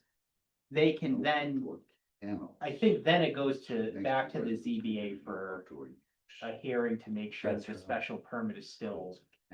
You're the zoning enforcement officer. So if there are complaints, Yeah, then the complaint gets investigated, and we use the conditions from the decision that they were granted, you know, for the use. So if they're in violation of that, then, we investigate it and we would go talk to them or send them a letter. And if they didn't comply, see, this kind of a use is very difficult to, you know, to, enforce, because you know, if you give them 10 dogs, I mean, first of all, I can't just go in their house, number one. You know, if someone calls me and says the dogs are constantly barking, we go up there, the dogs aren't barking anymore.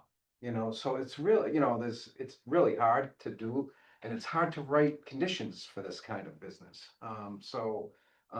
But to answer your question, so if there's, several violations or complaints, and then, if they are violating their conditions, I would bring it in front of the board, but I would also, write a letter saying, look, you have, we found that you've had these complaints and they were substantiated.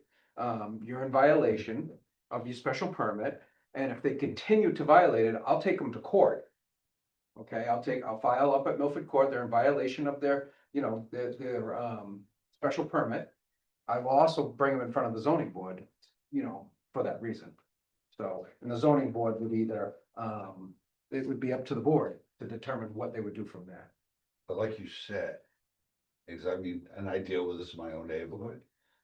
The barking dog issue is so hard to enforce because I say they're barking like crazy, you show up and it's whisper quiet. Yeah. It's, I wish these were in front of us. You know, or counting of the dogs. I mean, how am I gonna, you know, it's not that easy. It's a tough decision, you know, to grant for this board. And it's even tougher to enforce. But, you know, look, if it's clear enough that they're in violation, I'm gonna give them a violation. You know, and if they continue to violate, then they're not listening to me, I'm gonna take them to court. You know, The original letter that we got as neighbors said that the dogs weren't gonna be outside unless they were outside to do their business. Actually, I just. Yeah. I have it in front of me and I read it and, to be honest with you, I would have read that the same way. But as it states here, there'll be no outdoor kennels and care will take place within the home. So my thought too would have been no outside, the dogs wouldn't be outside, but no outside kennels. So I mean, it's, you get what I'm saying. Yeah. So I would have gone that same path that you're thinking too. That no, the dogs won't be outside. They'll kennel outside. No, it's put down for the night, things like that. The kennels will be inside the home. I think, special permits like this, and I don't know if you can do it or not, Rob, but if they were granted based on an annual basis, you know, a 1-year permit, I think renewable. All these are, aren't they? No, Well, Well, we have on some other ones. okay. We have for sure on other ones. well, Plugs we did. oh yeah, that's Yes, right. we did. And that's right, that was on an annual basis. We can definitely condition It that. doesn't go with the property, but it does go with the homeowner, so Yeah. maybe you could condition. The ones that, I think. The accessory kennels are typically on I think an annual basis, because the one that we were discussing, I think it's Patricia Drive and, forget the other one, they came in for their Yes, they did. renewals. Yeah, there was Yeah. one on, Belanger Way, isn't it? Yes, Yes, Yes. that's probably one. Yeah, So they come in and renew it. That's Every the year. only way to do these, yeah. yeah. That way, if Um, they're compliant and they're good, they're a good neighbor, they can continue with the use, but if not, there's your chance to, Yeah. That's good suggestion, yeah. So I assume then with the business, then that would be, yeah, the outdoor area where they go out and play. Yeah, Um, so that's always supervised, they're never left out unattended. Um. And like, I didn't, I hate the word kennel, because as soon as you hear the word kennel, like, you think you got dogs just barking all the time. That's because they're not being engaged in it anyway. I mean, we can't stand barking ourselves, so it's not something that we want to have either. And typically when they're barking outside, it would be because they hear something or whatnot, but the good news is, the only thing they're gonna be hearing is traffic going back and forth, and probably not even get alerted by anything. no, there's no traffic on Hartford Ave. Maybe it's siren that goes by, I don't know. But they won't even be able to see if anyone's walking around with their dog, they wouldn't even be able to see them, because the fence won't allow them to see it. Got another trouble. oh, yeah, go ahead. Yeah, I'm Paul Vicario on East Sagamore Road, which would be just around the corner, last house there. And, Were you up here? Top right. Right here. Right here? Oh, okay. over there, correct. Thank you. Yeah. So. The first question, Rob, is I'm trying to understand. This has nothing to do with the overlay. This has to do with all the homes in town. That anybody can have 10 dogs in their home. Well, not specifically, so yeah, the overlay, the Hartford Ave overlay, the use table did not contemplate, animal kennels. So that wasn't listed as an allowed use or a prohibited use, therefore, it's just not valid under the special permit criteria for the overlay. For the residentially zoned properties in Bellingham, so that's agricultural, residential, and suburban, those are the three zones. You're allowed to have an accessory kennel license, but it has to be granted as a special permit through the zoning board of appeals.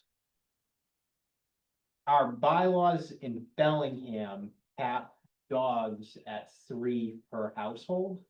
So if you wanted to go above 3, whether it's just you wanna own more than 3, you wanna board, and that's one thing that's very unique about our zoning bylaws is animal kennels, to Julie's point, it's kind of a catch-all, like animal kennels, you think of a kenneling facility. This includes boarding, grooming, daycare, really all the above. So if you go above 3, you are allowed in the residential zoned parcel to apply for a special permit through the ZBA to allow a kennel license. The ACO, so the animal control officer, goes out to inspect the facility and really puts a cap on the dogs that you can have on the property. And he said 10. She said 10, She yep. said 10. Yep, so that's how this application that's why it's in front of the ZBA. So they're not looking for relief, this is just allowed through the special permit process. Right, so it has nothing to do with the overlay, it's just under the existing Correct, town 'cause bylaw. this is, the underlying zoning on that stretch is residential. Residential. Yep. Okay. For me, after, what I've been through with that whole zoning problem over there and putting businesses, and I understand the difficulty of trying to find a fit for that house, and in addition to the 3 on the corner, not to mention that. So this fits a lot of the criteria I'd like to see go in there. It's not going to be a lot of high traffic. The big concern is the barking. And dogs are gonna bark. And the other concern was there was a neighbor further down had two beagles that were barking. And they would bark all hours and the neighbors would call the police and the police would come down sometimes and nothing ever really got done. And, yeah, that's a concern, is basically the barking. And if it goes through, and I would like to see it go through, and I'd like to see it work wonderfully, but you know, nothing's a problem until it's a problem, and then what? And then we've got a sticky situation where we get, you know, these, I'm sure they're very nice people, they're trying to run a business, and I'm all for it, but you know, you gotta try to make everybody happy at the end of the day too. And what happens if everything goes south? May I ask a question through the chair? Yeah. So the property that you mentioned with the two beagles and the barking, and so that was all hours of the night, all hours of the night. The guy took off one night for Vermont, But the without dog- dogs, without any attendance. Yeah, and Yeah. This, yeah, I believe. Yeah. So really, I should add, is it okay if I just ask Yes. questions to the Yeah. applicant? Yep. So realistically, with the dogs, what do you think would be the latest you would let them out to do their business? I imagine you probably let them out to kind of get their last spurt of energy before it's time to kind of wind down. Yeah, so like, it's 8:45 right now, I'm already 45 minutes in bed. Gotcha. That's honest God's truth. So, So. Like. They'd be out, like my dogs. I let them out 7:45. okay, 7:45, we go out, do business, we're in bed. okay, You know, like beagles, they're the worst when it comes to barking, and if they're left unattended, that's when problems happen. And I guess that's also the difference is, you know, I'm living there, I'm there, there's no way I'm gonna be sleeping in the house with a dog barking. Like, it's just not gonna happen, because I can't sleep. And that's like the benefit of boarding dogs is if the dog's too much of a barker, then they're not allowed back. Like, I'm very flexible, like I don't try to cause any problems with anybody. And if at any time either of you have concern, just come talk to me. And just make me aware of what's going on. But if I'm there 90% of the time, the plan is the dogs are either relaxing, chilling, or they're getting some type of enrichment or exercise. I have another question, is somebody always there with the dogs? Now, I know someone that boards a dog at Dogtopia, at night, these people go home, leave the dogs at the Franklin Village Plaza all night unattended. Yeah, I'll be there all the time. So they I never, can, at I any can point, consistently tell you, I will be at the gym in the morning for 2 hours. But other than that, yeah, I'm there, or she's there. so someone is always there, supposed to address you guys, right? Yes. Right, so someone is always there, my question. The dogs are never home alone. Go to Market Basket or something, leave the dogs alone. Well, no, that would be an instance where they would potentially be home alone if I did go to Market Basket. But it's just the two of you that will be doing the business. Yeah. right? No employees or anything. Okay. yeah, Yes.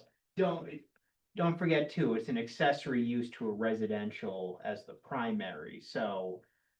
Like, I know the previous animal kennel that we had in front of us, which was an actual boarding, daycare, training, grooming, catch-all. They had remote cameras. cameras at night because it was a business, so, you know, nobody was gonna be sleeping there overnight. With this being the primary residence, you know, people will be there overnight, unless you love vacations and running a dog business while on vacation, but No. obviously that wouldn't work for something like this. But I think the barking is obviously the main concern with this, and I think if we start talking about conditions of approval, some of the simple things are, we always condition for any type of outdoor area for the dogs. If it's a business, hours. I would say in this case, it might just be helpful to figure out, you know, maybe dogs can go out at this time to this time, that works with your schedule, just making sure that you don't have dogs barking at, 9 or 10 o'clock when people are trying to wind down. They're inside. And then also while they're outside, they're always attended to. There's some type of supervision. We always require that with any animal kennel that has an outdoor, run. Are all these kind of specific or generic to like the animal control? Yeah, there's a few conditions in here. I know, Paul, I don't know if there's any more things you have, but if, It just would be, just the conditions and the enforcement would be the things I'm curious about that. Then your primary concern is noise. And also you said Yeah. traffic. I think Well, that's the it would be everybody's Yeah. condition, but something that hasn't The been, barking, and if there becomes a problem, what happens at that point? Yes. I guess, Mr. Chair, one of the questions that I have that hasn't been brought up yet, and I kind of touched on it with the size of the home is, what's this gonna look like? I mean, it's your house, you've got 10 dogs. Are we sectioning off kennels in the basement for at night? Basically a Are giant we doghouse, Referral or? giant doghouse, so. Giant doghouse, gotcha. Now you have like your kitchen. Yep. Living room, dining room, bedroom, upstairs, bedroom. Okay. Like each. So, the dogs will pretty much be treated like you treat your own dogs now, that you're sitting on the couch, one wants to come up and jump up and give a pat. You got it. So you're not gonna have kennels in the basement for these. There's no cages in this house whatsoever. Okay, I'm trying to get a picture of And I just what wish your they goal would. was. Because again, the word kennel has such a Yep. bad Again, connotation to it. We don't know what That's your why- intent is until we ask that And question. that's why I'm giving you my honest answer. Okay. There'll be no cages because, like, I'm not gonna talk bad about other places like daycares, but they kind of make me mad because you send this dog into this daycare that has no outdoor facility. And you're like literally training the dog to pee inside. Which. But again, that's that fine, this but brings if they're up, in a home, the dog's not naturally gonna pee in the home because they're used to going out. but this brings up the noise case that is probably benefit you for the neighbors is the dog's not gonna be downstairs in the basement in a kennel. And she's not gonna be upstairs with the bows on saying, I can't hear a damn thing. Yeah. The dog's gonna be running through your house. And that's, Okay. and that's like this little, to me, it's hard to find this like little niche because. It's either way commercial or you have it where there are the kennels and that just stresses the dog out. So like to keep the environment stress-free, you can't have cages. The dogs will go nuts. And the reason why I do 10 is not because I want 10 different dogs. It's if there's a family that had like 2 dogs. I don't want, so like, I don't even want 10 different dogs. If I just had families of 5, then that's where the 10 comes from. But I'm very specific on keeping it small, keeping them relaxed, no anxiety, so that they aren't, 1, destroying my house, 2, causing problems for the neighbors. And 3, they have a good time and the owners feel that they can trust me. And that everything's safe, like safety is the other priority, like, I mentioned walking them around the yard, If you tell me you walk your dog at 8 AM every morning, I will not walk a dog at 8 AM. Because it causes stress for all of us, like, that's how flexible I am around it. My neighbor down the street used to come out and he would just walk his dog, but my dogs smell and they start barking, so I switched when I brought my dogs out, like, it's not, we can coexist. I'm not like gonna say, oh no, it's my way or the highway, so if at any time there's any problems, like this, you can come talk to me, you can put a letter in my mailbox, you can call me. I've got I'm one more more than happy to. question, Yeah, go ahead. And I'm not sure if I can even ask this question, so I'll put it to you too. uh-oh. No, I mean, I believe you've been in front of this board before. Sure. The prior business, is that still in operation? Am I allowed to ask that question? Nope. Okay. Yeah, Because I think someone brought that up before, like your current clients. I said, I don't have current clients. Well, no, the reason why I bring this up is there were some issues with neighbors back then with barking dogs. As if this is approved, I don't want these neighbors to put up with that. Yeah, I understand, and I feel like this is a different situation as well. Okay. Oh, yes. Can I ask another question? Yeah. Is this the sort of thing that if they sell the business, the permitting process would have to start all over again, or would? Yes, it would just be grandfathered in? approved for them. Is that what you mean, that if someone else, they sold the house? Sold their business in-house to another dog-friendly people, that they could continue a business there, the new owners would have to repeat this process. They would have to repeat the process. Yeah, cause these are non-transferable. It doesn't go with the property. It doesn't go with her to another property. It can't be sold off. The special permit is for her at that location. That's it. And just another concern, if you're going that way, is I'm not looking to hire employees. So again, it's me and her. Okay. Is there anyone else in the public that wants to speak on this? No? Well, number 4. They, I know that she handwrote a letter. They're not here or on Zoom by any chance, are they? The people at number 4? No, okay. No. Oh, the, Number 4 side, one the abutter. that's Nope. Yeah. Karen, I think. The letter. Yeah, of they are not here. Okay. That Kim, Kimberly. yeah, she signed support for me on mine. Do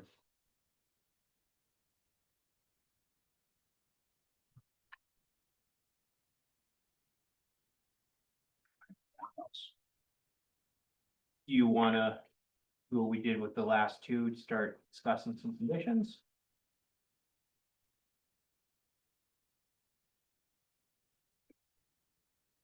I'll take the silence as a yes, a no. Quickly can you get it done? I can make this quick. I'll pull it up on the screen as well. Since these kennel licenses are pretty similar, there's just gonna need to be crafting. Yeah, related to, I think outdoor area and hours.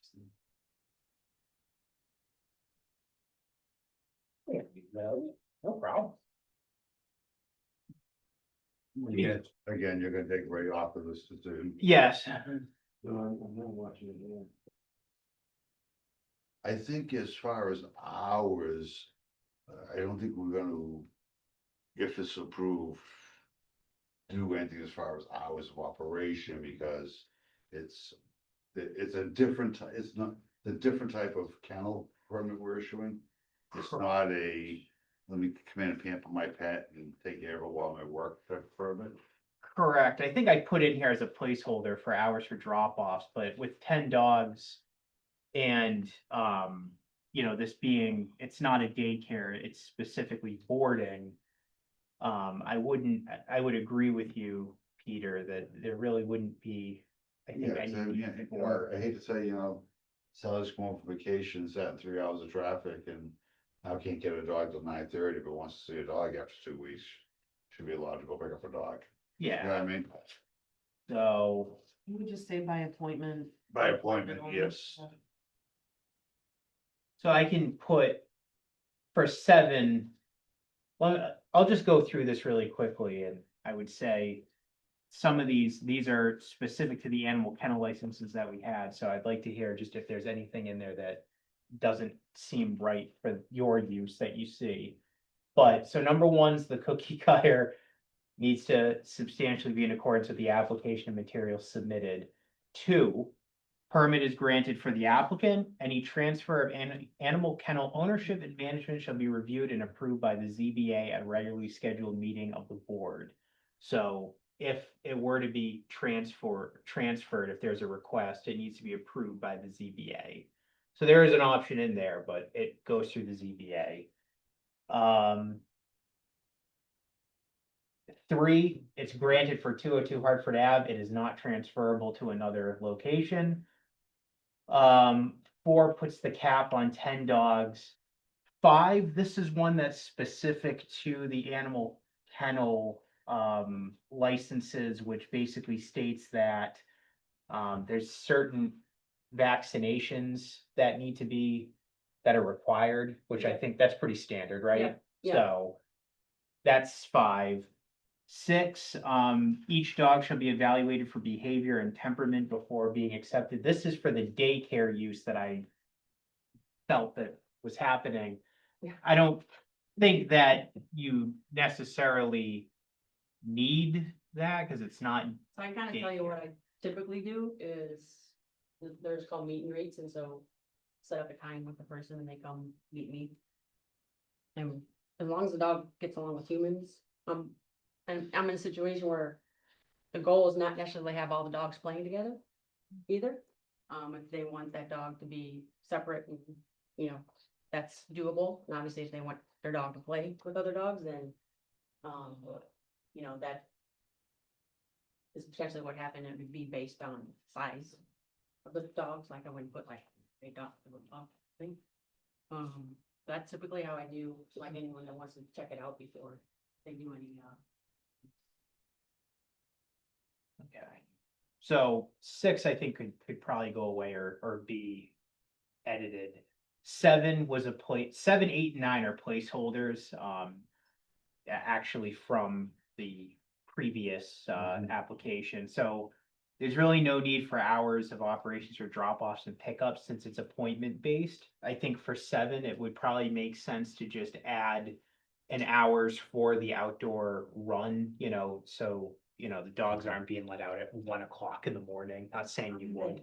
Yeah, so, I don't know what the board feels for that, but I would probably change 7 to include hours just for the outdoor dog run area.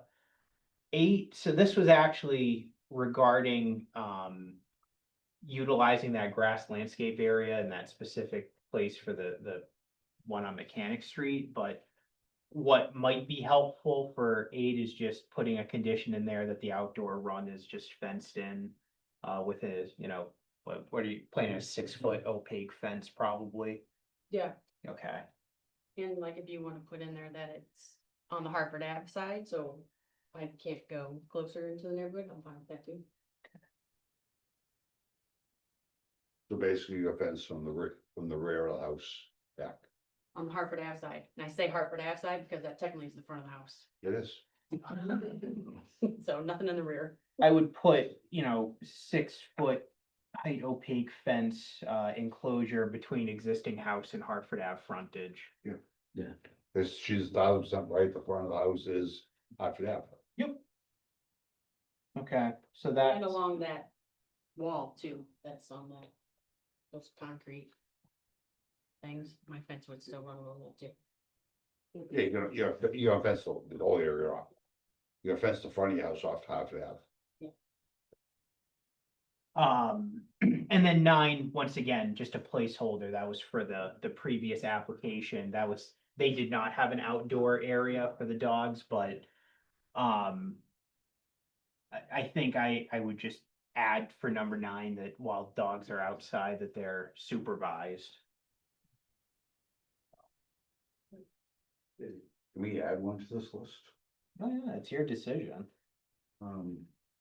Like a few other applicants for home-based kennels. If this is approved, I would like them to reappear in the calendar year. The 1 year suggestion, yeah. Yep. it doesn't- Yeah, I think it's a good point because I believe, like we were saying, all of the accessory and the kennel licenses are renewed on an annual basis. So, But I want it into. yep, oh yeah, no, I would, yeah. And change that to number 1.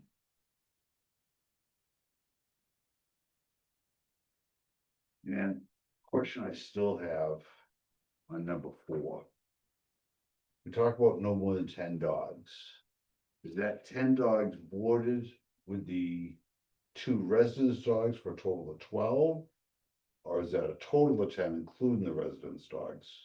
I would cap it at 10, and that would include the owner's dogs, I think. So all dogs. Yeah, I Yeah. wouldn't, I don't think you need to vary between. Well, yeah, you do, because the way this reads is you can board up to 10 dogs, but there are 2 residence dogs already there. So that would actually make it. Well, no, actually, I'm reading it wrong. Animal kennel for boarding, no, animal kennel for boarding, no more than 10 dogs. So with the 2 resident dogs, you actually granted this permit for 12 dogs. So I think we should just put, the permit is granted as an accessory animal kennel, No more than 10 for, dogs. yeah, for no more than 10 dogs dogs on on the the property. premises. Yeah, there you go.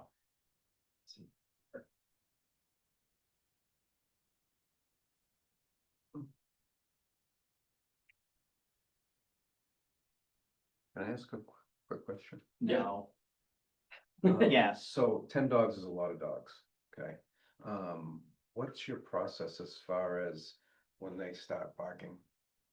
What do you, I mean, maybe you got a dog that's a barker and gets all of them going, what's your procedure as far as to, so it doesn't disturb the whole neighborhood? Well, I mean, really, I only had one dog that did that and it drove me nuts. And it was when he wanted to play ball. And so he would bark, like throw the ball, throw the ball. So for that dog, I would just literally not give him time to bark, just throw the ball. They're usually barking for a reason. So I would see what the reason is and just get them occupied with something else. Cause they're not usually just barking to bark.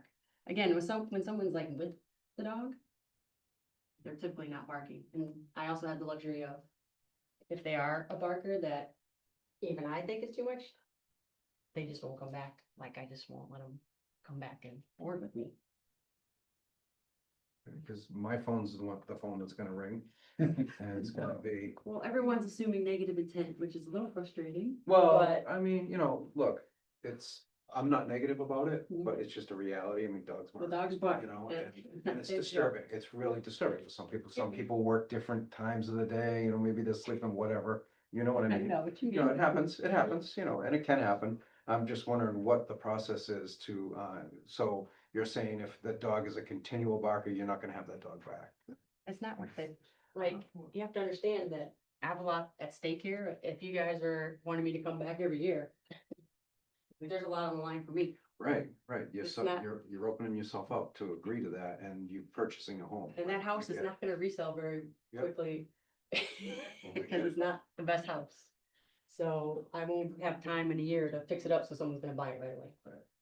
Good. So I'm not taking this very lightly either. Yeah, no, I get it. I mean, you're going into it's residential. People are there all the time. Maybe they may be retired, maybe not, they're not there, but. I mean, you have to be mindful of that. And this board's trying to have a balance here. Yep. And, I'm willing to work with people. And like I said, I do have the luxury of not having that dog back. I also think, and I know you've probably been by the property, you have seen it. yes. I went and visited the properties to see what we're looking at.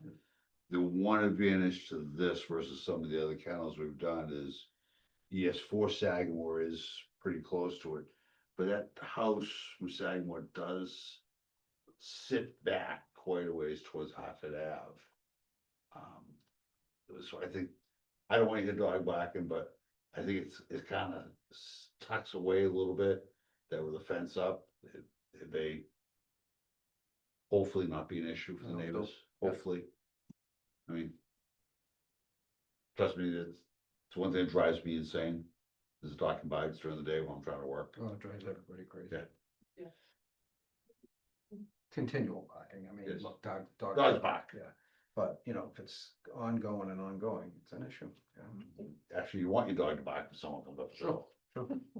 But you have a dog for, Yeah, I'm like that neighbor, I think the one you're talking about. number 4, yeah. Yeah, so was already planning on putting up those big tall green trees on like that side too to help out because, again, I have a lot at risk of too, so I want to try to make it work. So what do you think, Rob? What's the next best steps? Well, so I think, we have, I think everything written here, so just to reiterate some of the items that we had, the animal kennel license is renewed on an annual basis. 6-foot height opaque fence between existing house and Hartford Ave frontage. Dogs supervised while outside. No more than 10 dogs on the premise. The one thing that I would recommend adding is just hours, like a cap for dogs to be outside, which, I don't know, like 9 p.m. is what it sounds like that would probably be the latest for you, or 8 p.m. I mean, like I said, I'm in bed at 8, but. So if you're good with 8, I mean, yeah. In morning hours, and morning hours can be as important, because waking someone up with dogs every morning. You wanna start getting Tim's phone ringing, that'll do it. Do you have a suggestion?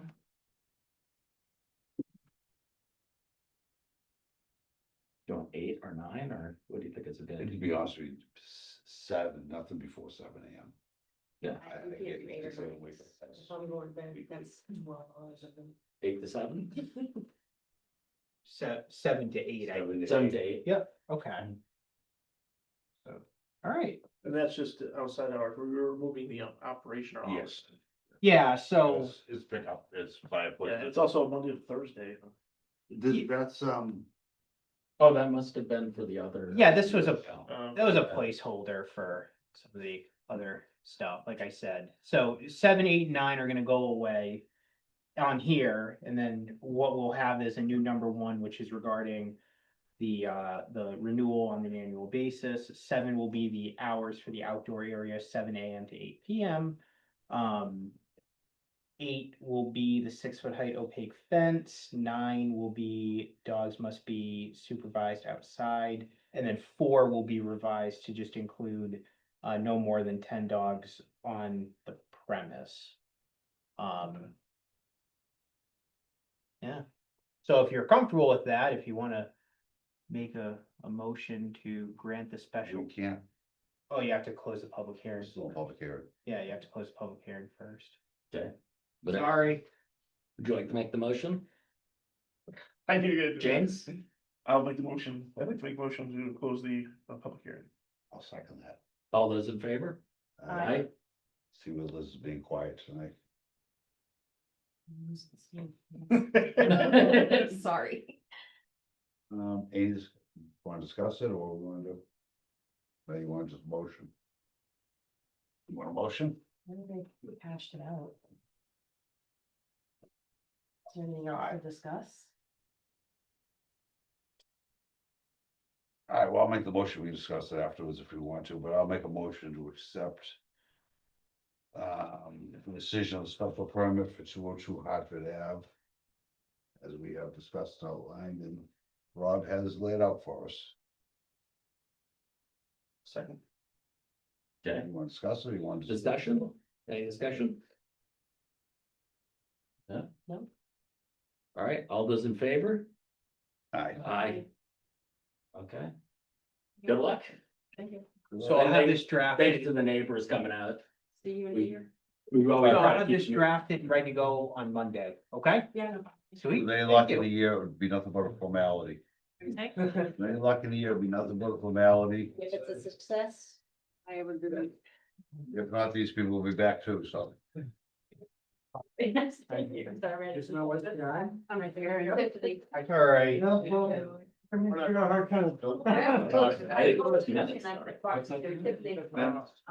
Yeah, minutes, and then there's also the meeting schedule. If you want, I refuse for the minutes, I'm not the chairperson anymore, so. No. Well, I don't know if anyone caught anything else.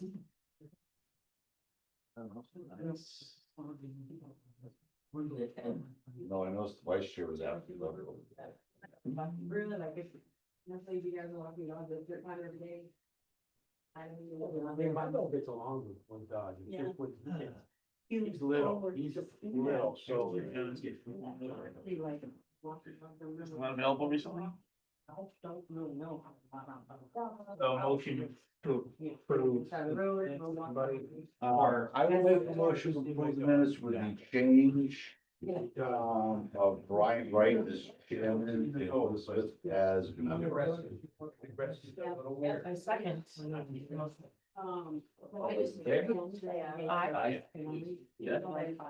Then the last thing is the meeting dates. I don't know if you want more time to look at it. No, but I can tell the board, hopefully we have more members or attending members by now. I am away October 1st of 2026. I can tell that a year out. Anniversaries go away every year. Yeah. Telling you. The show's a short trip with Portland, Maine. Cool. They don't like other dogs, but I have the ability to just have them stay. I mean, we don't really have a say in the things, I mean, they just are what they are. No, we're running a tight ship and hopefully by the year from now, it won't be such a tight ship. Agreed. A good fitting. You weren't feeling goes worse. We'd be screwed tonight. Yep. Well, I would- We can't have. It's zoomed in from my death. I think it's because Brian, Parking elements, because of that. Just curious, yeah, particular- why is the January? sometimes we have to do that in January because The first Thursday is like the first or something. it is. So January 1st is the Is New first Year's. Thursday and then the 8th, The 8th is the It's second. planning.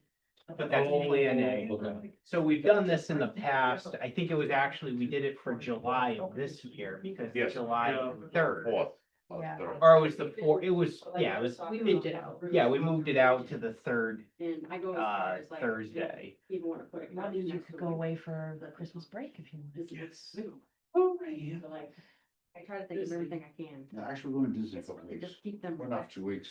You gone for 2 weeks? Dang. Good for you. Actually, right after our November meeting. Well. The next morning, we'll leave. We actually have. That's cool. You stay in Polynesian?